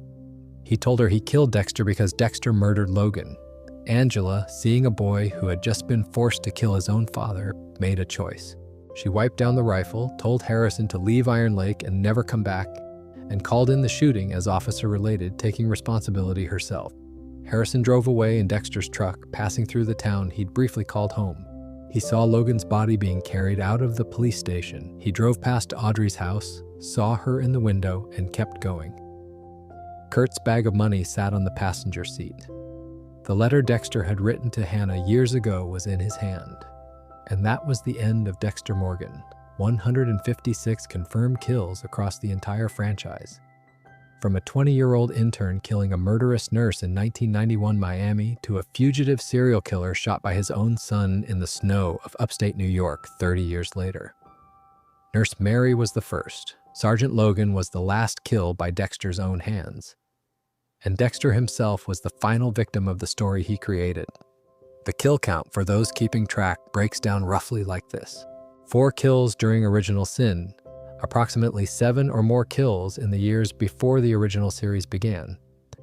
Around 138 kills across the 8 seasons of the original show, including 45 bloodslides in the first box, 43 in the second, and roughly 50 additional confirmed kills without slides. 5 kills during New Blood, plus the reveal of the previously unseen Wiggles the Clown kill. And then Dexter himself, killed by Harrison. In New Blood, when Harrison asked his father how many people he'd killed, Dexter answered in the hundreds. That might have been an exaggeration, or it might account for kills we never saw on screen. The exact number will never be known. But the verified count from the Dexter Wiki stands at 156 direct kills. Some were righteous, at least by the standards of the code. Some were mercy, some were self-defense, some were personal revenge. And a few, like Jonathan Farrow and Sergeant Logan, were simply wrong. Now that we've gone through every season and every major kill, I want to spend some time with you just talking about what it all means. If you're still awake, this is the part where we slow things down even further and just reflect. And if you've drifted off, that's perfectly fine. This part is for whoever wants to stay a little longer. When you look at the full scope of Dexter's killing career, spanning roughly 30 years from his first kill in 1991 to his death in 2021, patterns emerge that tell you more about Dexter than any individual kill ever could. The first pattern is escalation, followed by erosion. In the early years, the code was ironclad. Dexter researched every victim thoroughly. He required absolute proof of guilt. He followed the ritual precisely: blood slide, plastic wrap, confrontation with evidence, kill, dismember, ocean. It was mechanical and controlled. But as the years went on, the exceptions multiplied. Oscar Prado in self-defense, Lila as a loose end, Rankin in grief-fueled rage, Jonathan Farrow by mistake, Andrew Briggs in a struggle, Elric Kane in survival, Sergeant Logan in desperation. Each exception wore the code down a little more, like water carving through stone. By the end, the code wasn't a moral framework anymore. It was a security blanket that Dexter clung to while doing whatever he needed to do. The second pattern is the cost to others. Dexter's kills didn't just eliminate the people on his table. They created ripple effects that destroyed innocent lives. Harry committed suicide after seeing what Dexter had become. Rita was murdered by the Trinity killer because Dexter delayed killing Arthur Mitchell. Deborah was corrupted into a murderer herself after she shot LaGuerta to protect her brother. Dokes was framed and killed for crimes Dexter committed. Lundy was shot while investigating the Trinity killer, a case that Dexter was secretly interfering with. Even Harrison, Dexter's own son, was damaged by his father's choices, growing up in foster homes because Dexter chose to fake his death rather than face justice. The third pattern is the question of compulsion versus choice. The show never fully resolved whether Dexter kills because he must or because he wants to. The code was designed by Harry and Dr. Vogel to channel what they believed were uncontrollable violent urges. But Dexter suppressed those urges for 10 years in Iron Lake. He proved it was possible to stop, which means every kill during those previous 3 decades was, on some level, a choice. He chose to follow the Dark Passenger rather than fight it.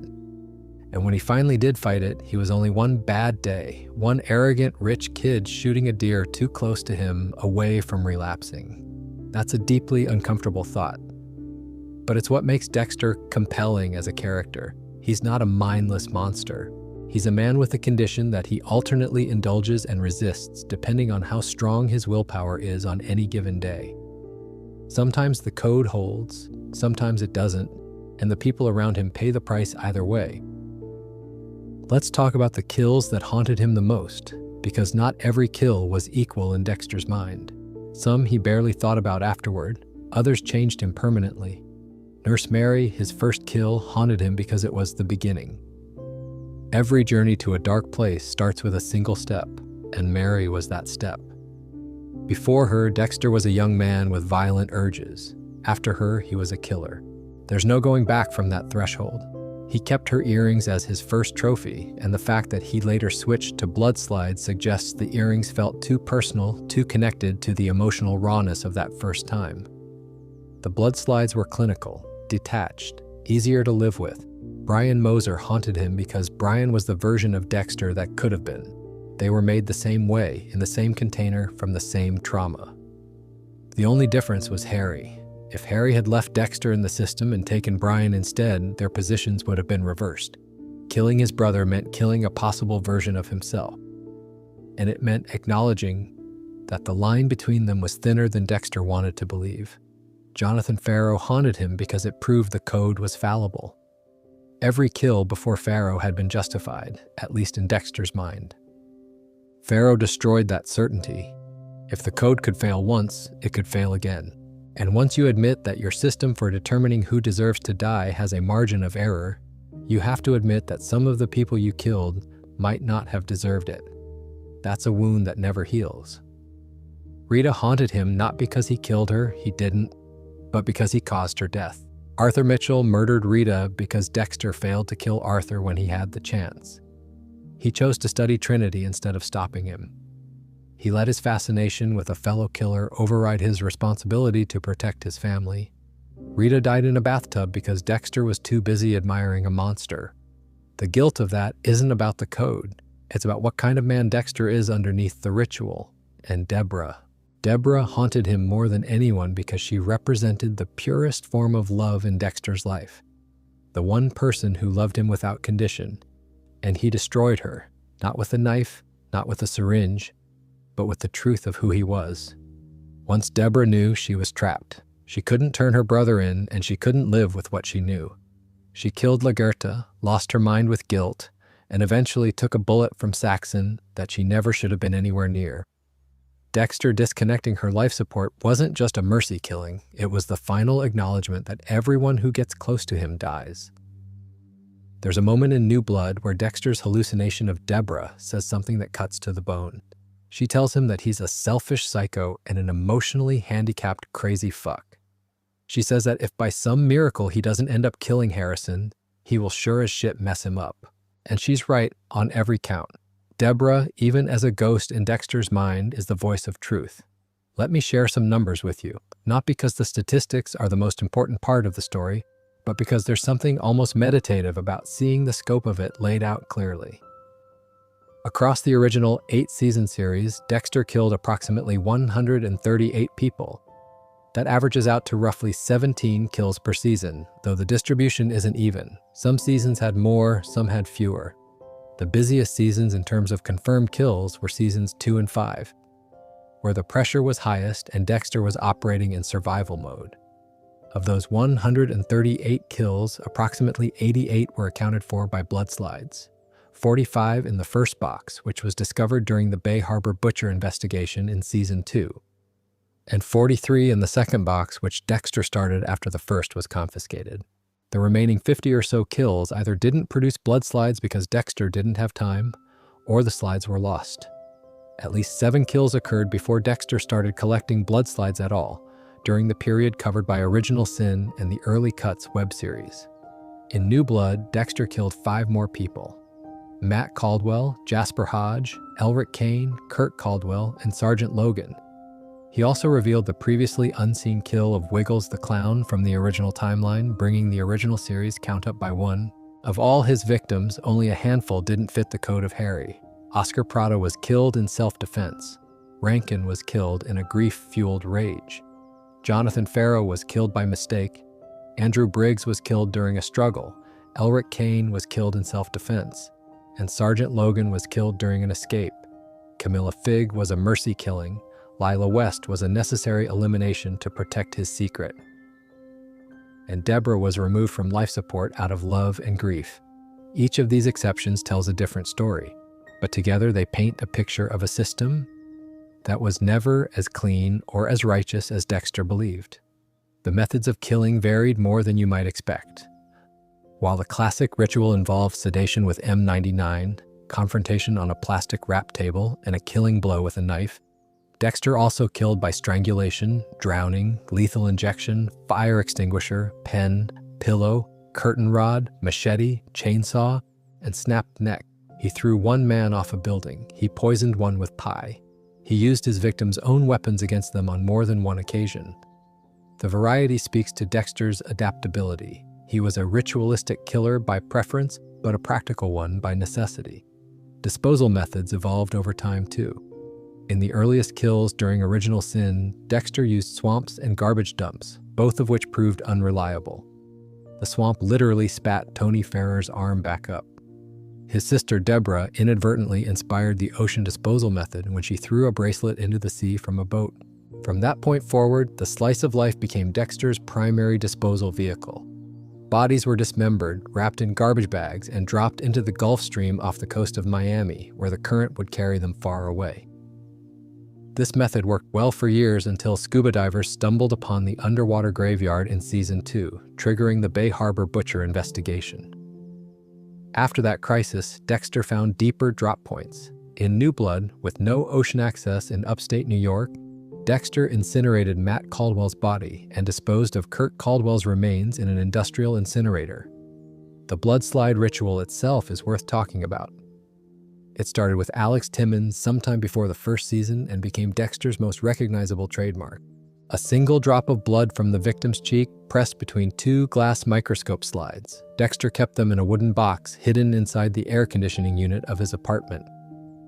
They were trophies, yes, but they were also something more personal. Each slide was a memory, a moment of connection, however twisted, between Dexter and the person on his table. When the first box was discovered by the FBI, it felt like an invasion of Dexter's most private self. When Deborah found the second box in Season 7, it was the physical evidence that shattered her world. Throughout all of this, Dexter maintained an internal monologue that the audience was privy to. This voice, delivered by Michael C. Hall with a dry, detached wit that somehow made a serial killer's inner thoughts oddly relatable, was one of the show's most distinctive features. Dexter narrated his own kills with a mixture of clinical observation and dark humor that kept the audience complicit. We weren't just watching a killer, we were inside his head, seeing through his eyes, understanding his logic, even when that logic was horrifying. The voiceover made us accomplices. And that might be the most unsettling thing about Dexter's story. Not the kills themselves, but how easy it was to root for him. How natural it felt to cheer when he put a killer on his table. how satisfying it was when the Trinity killer finally ended up in plastic wrap. We wanted Dexter to succeed, we wanted the bad guys to die. And in wanting that, we accepted the code on Dexter's terms. We became part of the system that allowed him to operate. It's only when the exceptions start piling up, when the Pharaohs and the Logans enter the picture, that the audience is forced to reckon with what they've been supporting. And by then, it's too late. We're already invested, we already care about Dexter, we've already forgiven him for things that should be unforgivable. That's the genius of the show. And it's the tragedy of the character. If you've made it this far, I genuinely appreciate you staying with me. We've been at this for a while now. We've walked through over 30 years of Dexter Morgan's life. From a scared 20-year-old killing a nurse who was poisoning his father to a desperate fugitive dying in the snow at his son's hand. Over 150 lives ended by one man who spent his entire existence trying to figure out if he was a force for good or a monster wearing a good man's mask. The answer, I think, is that he was both, and neither. He was something the code couldn't fully define, because the code was always an incomplete solution to an impossible problem. You can't make a serial killer righteous, you can only make him less destructive. And for a long time, the code succeeded at that. The world probably was better off without many of the people Dexter killed. That's the uncomfortable truth the show never let you forget. But the world was also worse off because of how he killed them. Because of the secrecy, because of the lies, because of the people who loved him and paid the price for being close. The code protected Dexter. It didn't protect anyone else. Now, I should mention that the story isn't technically over. Dexter Resurrection, which premiered in 2025, revealed that Dexter actually survived Harrison's gunshot. He was resuscitated in an emergency room, and the franchise continues. There are new kills, new consequences, new chapters being written. But for the purposes of tonight's journey, we've covered everything from the beginning through New Blood. The complete confirmed kill list as it stood when Dexter died in the snow, even if that death turned out to be temporary. If you want, I might cover the resurrection kills in a future video once the show wraps up. But that's a story for another night. For now, I think it's time to let this one rest. We started this evening with a young man in Miami who didn't understand why he was different, who felt hollow where other people felt full, who had a father who loved him enough to try channeling his darkness into something useful, even though it ultimately killed that father. We followed that young man through decades of killing, through love and loss, through the revelation of his secret, through the death of his sister, and finally through the reckoning with his son. 156 confirmed kills, each one with a name, each one with a story. Some of those stories were simple. A bad person did a bad thing and Dexter stopped them. Some were complicated. A friend betrayed his trust. A loved one needed mercy. An innocent man died because Dexter was wrong. And a few were devastating. A mother in a bathtub, a sister on life support, a deputy whose only crime was wearing a badge in the wrong town. Dexter Morgan told himself he was necessary, that the world needed someone like him, that without the code, without the dark passenger, the bad guys would win. And maybe that was true in some narrow, terrible sense. But the show kept asking a question that it never fully answered, and I think that's by design. Is it worth it? I don't have the answer. I don't think anyone does. But it's a good question to fall asleep to. Thank you for spending your evening with me. If you enjoyed this and want to see more content like it, subscribing would mean a lot. I've got more videos planned, including deep dives into the lore of all sorts of different shows and topics, so there's plenty more to come. But for tonight, we're done. Close your eyes, let the stories settle, and sleep well. Well, maybe not too well. You did just spend the last few hours listening to a detailed account of every person a serial killer ever murdered. So maybe keep a light on. Good night. Actually, before we fully sign off, I realize there are a few stories I rushed past that deserve a bit more attention. We covered the major kills, but some of the quieter ones, the ones between the big dramatic moments, tell you just as much about Dexter as the season finales do. So let's settle back in for a little while longer. Let me tell you about some of the smaller kills that most people forget, but that I think matter. In season 1, before Dexter killed Brian Moser, there was a moment with Jeremy Downs that's worth revisiting. Jeremy was a teenager, a recently paroled murderer who had killed another kid and served time for it. Dexter tracked him because he believed Jeremy would kill again. And he was right. Jeremy lured a friend named Lucas to a swamp, promising to show him an alligator, and then pulled out a knife. Dexter intervened just in time, scaring both boys away. But here's the interesting part. Dexter initially decided not to kill Jeremy. He confronted him at a halfway house, threw him against a wall, and Jeremy revealed that his first kill was actually an act of self-defense against someone who had attacked him. That stopped Dexter cold. Jeremy was a victim before he was a killer. Dexter told Jeremy that Lucas didn't deserve to die and to remember that. And he walked away. He didn't always walk away, but sometimes the code allowed for mercy. Not often, but sometimes. In the same season, there's the story of the Castillos that I want to add a detail to. After Dexter killed Jorge and Valerie and freed their Cuban prisoners, the ice truck killer, Brian Moser, who had been secretly following Dexter all season, dove into the ocean and retrieved Valerie's body. He brought it back to the crime scene and left it there as a message. It was Brian's way of saying, I see you, I know what you do, and I can undo it whenever I want. This was the first time another killer directly interfered with Dexter's work. Brian wasn't trying to catch Dexter, he was trying to impress him. Every severed limb, every bloodless victim, every carefully arranged crime scene throughout Season 1 was a love letter from one brother to another. An invitation. Join me. Be what we were meant to be. The tragedy of Brian Moser isn't just that Dexter killed him, it's that Brian spent his entire adult life preparing for a reunion that lasted only a few hours and ended with a blade across his throat. In Season 2, the kill of Santos Jimenez deserves more space because of what it revealed. When Dexter confronted Jimenez in Naples, Florida, Jimenez told him something that reframed everything Dexter thought he knew about his parents. Laura Moser wasn't just a confidential informant for Harry Morgan, she was Harry's lover. Harry had an affair with the woman who would become the biological mother of Dexter and Brian. His affair with her is what drew her deeper into the undercover work. His affair is what kept her in danger longer than she needed to be.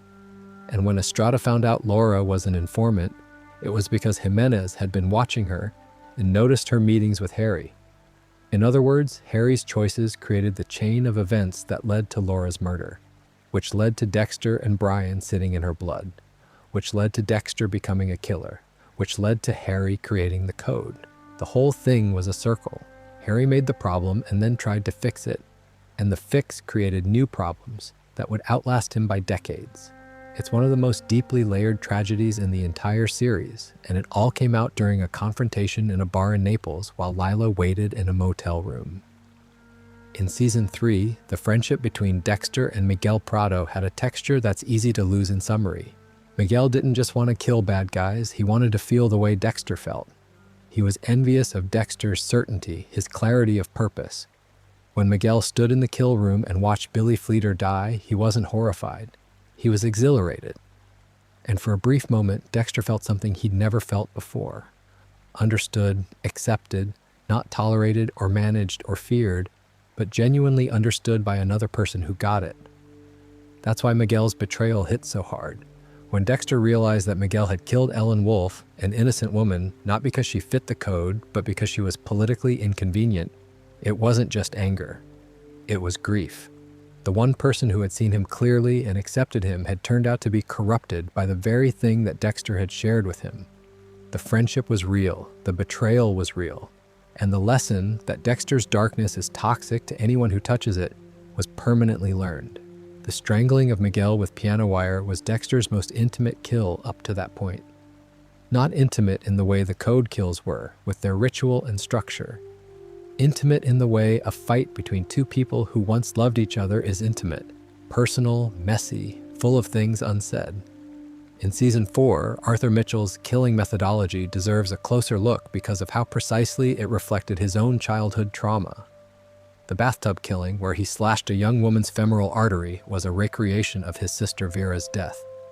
Vera had cut herself in the bathtub while Arthur watched as a child, and she bled out.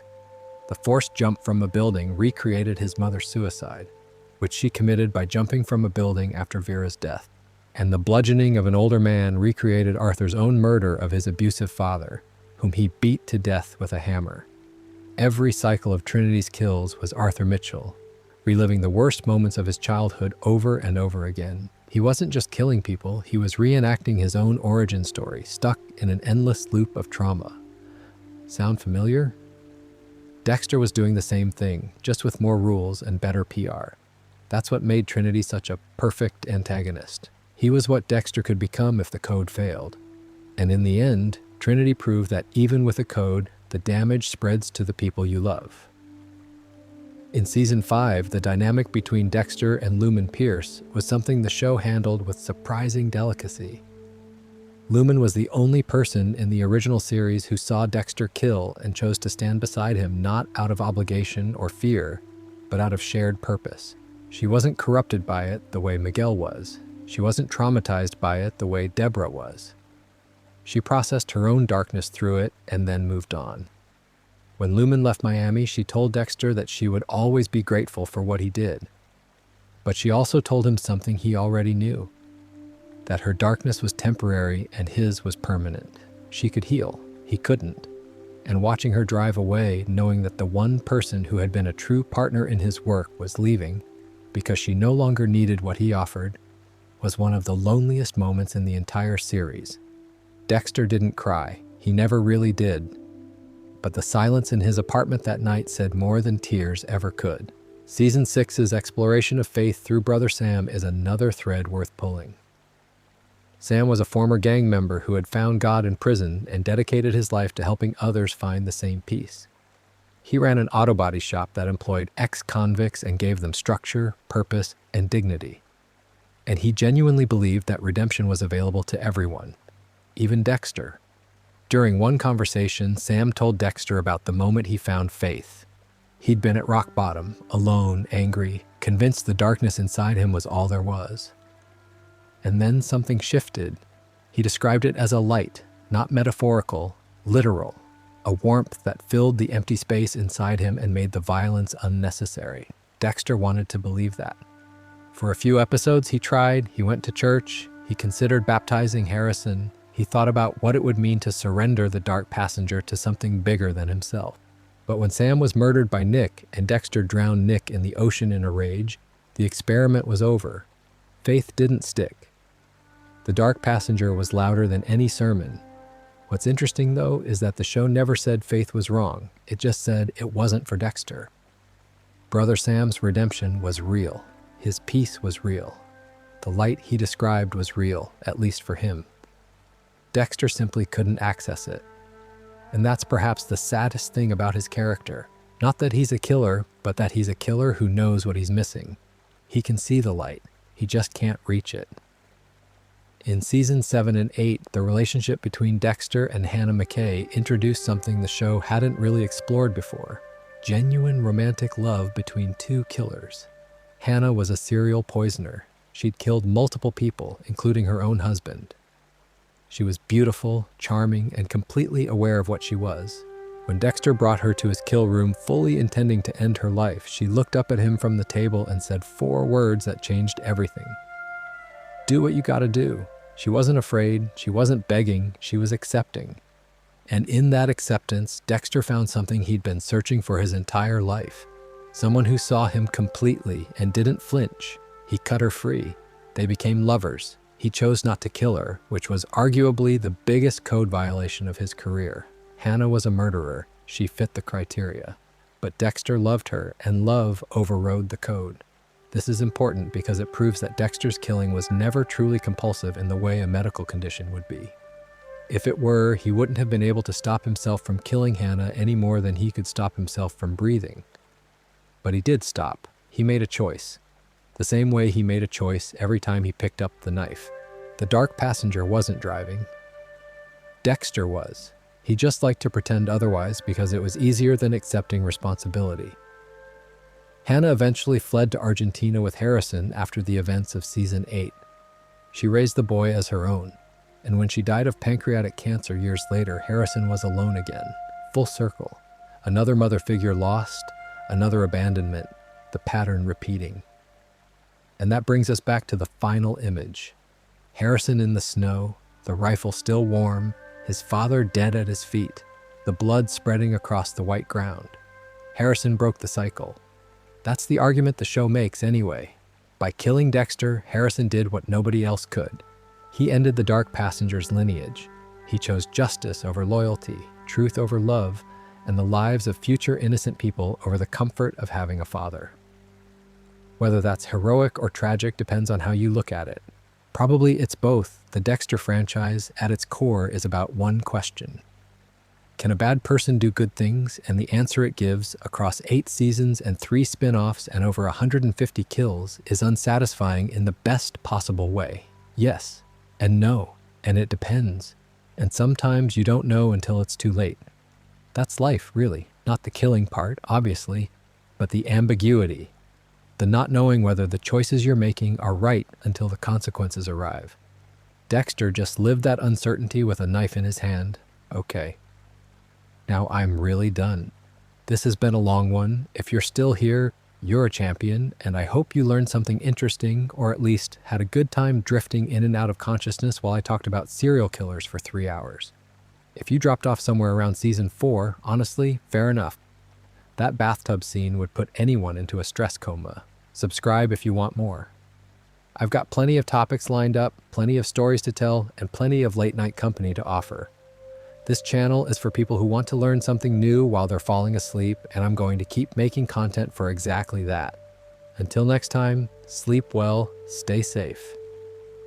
And remember, if you hear anything weird in the night, it's probably just your house settling. Probably.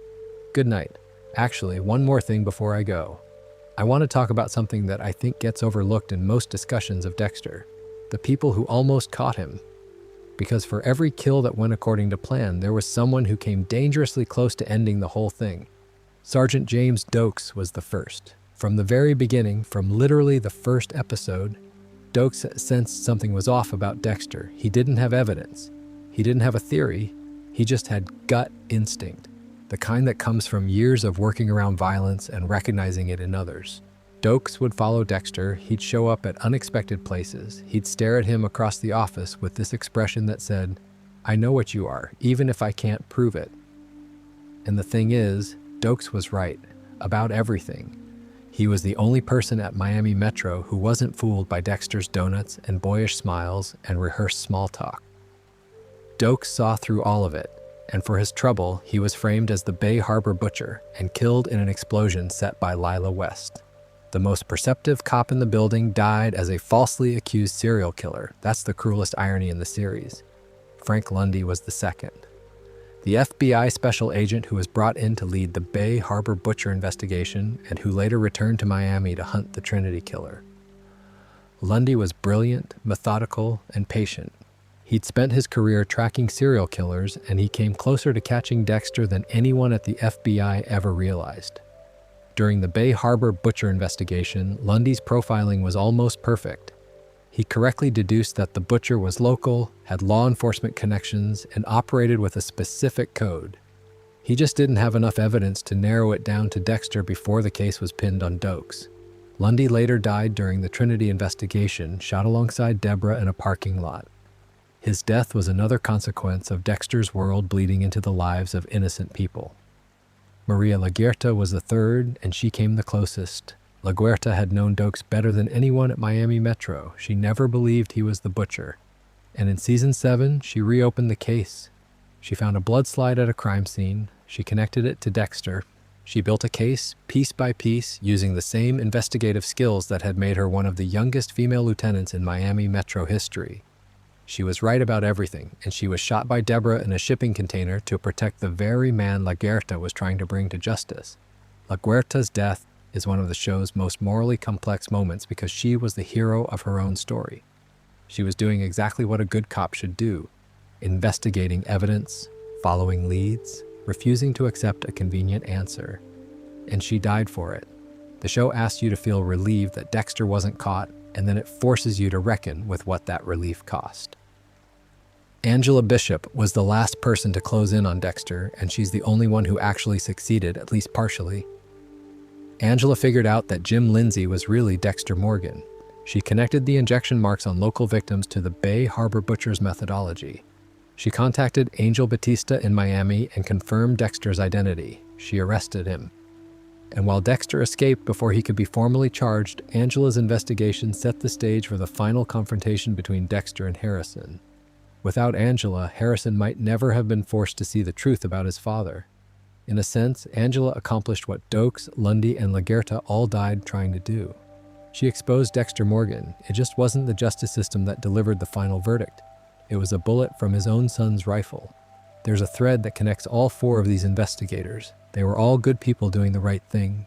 They were all smarter than the system gave them credit for. And their stories all ended badly, except for Angela's, because the universe of Dexter is one where the good guys don't always win. Sometimes the monster in the room is the one everyone likes and trusts. Sometimes the person bringing the donuts is the most dangerous person in the building. And sometimes the truth doesn't set you free. It just gets you killed. That's a dark note to end on. But then again, this whole video has been a dark note, hasn't it? Over 150 kills, 3 decades. A man who tried to use murder as a moral act and watched it destroy everything he touched. There's something almost Greek about it. A tragedy where the hero's greatest strength is also his fatal flaw. Dexter was good at killing. Too good, and that talent consumed him like a fire consuming its own fuel. But here's the thing I keep coming back to. The thing that makes Dexter endlessly fascinating rather than just depressing. He loved people. Not perfectly, not in the way most people love, but he loved Rita enough to build a life with her. He loved Deborah enough to choose her over his own brother. He loved Harrison enough to tell him to pull the trigger. He loved Camilla enough to poison her pie with mercy. Even his love for Harry, complicated and damaged as it was by the weight of the code, was real. The dark passenger told Dexter he couldn't love. The code told him he shouldn't try, but he did it anyway. Badly, imperfectly, and with terrible consequences, but he did it. And that's what makes him human. Not the kills, not the ritual, not the blood slides, the love. All right, that really is the end now. I promise. Close your eyes. Let the stories settle. Tomorrow the world will look brighter and considerably less homicidal. Sweet dreams. Oh, and one last thing. I mentioned earlier that Dexter Resurrection is continuing the franchise. Michael C. Hall is back as Dexter. The show reveals that he survived the gunshot from Harrison and was resuscitated in an emergency room. He's now in New York City, facing new enemies and dealing with the spectral projection of Harry Morgan once again. Angel Batista is back. Uma Thurman and Peter Dinklage have joined the cast. The first season aired in 2025, and a second season has already been ordered. So the kill count is still climbing. The dark passenger still rides. And somewhere in a fictional version of New York City, Dexter Morgan is doing what he's always done. Hunting, planning, wrapping things in plastic, collecting blood. Some stories just don't end. And maybe that's the point. The hunger doesn't stop. It didn't stop when Harry died. It didn't stop when Rita died. It didn't stop when Deborah died. It didn't stop in Iron Lake. It didn't even stop when Harrison put a bullet in his chest. Dexter keeps coming back because the dark passenger is permanent. It was always permanent. That was always the lesson. When I cover Resurrection's full kill list, it'll be in its own video. A sequel to tonight's marathon. Something to fall asleep to on another evening. But tonight, we've earned our rest. 156 kills, 30 years, 1 man, 1 code, and the endless, exhausting, devastating question of whether any of it was worth the price. Good night for real this time.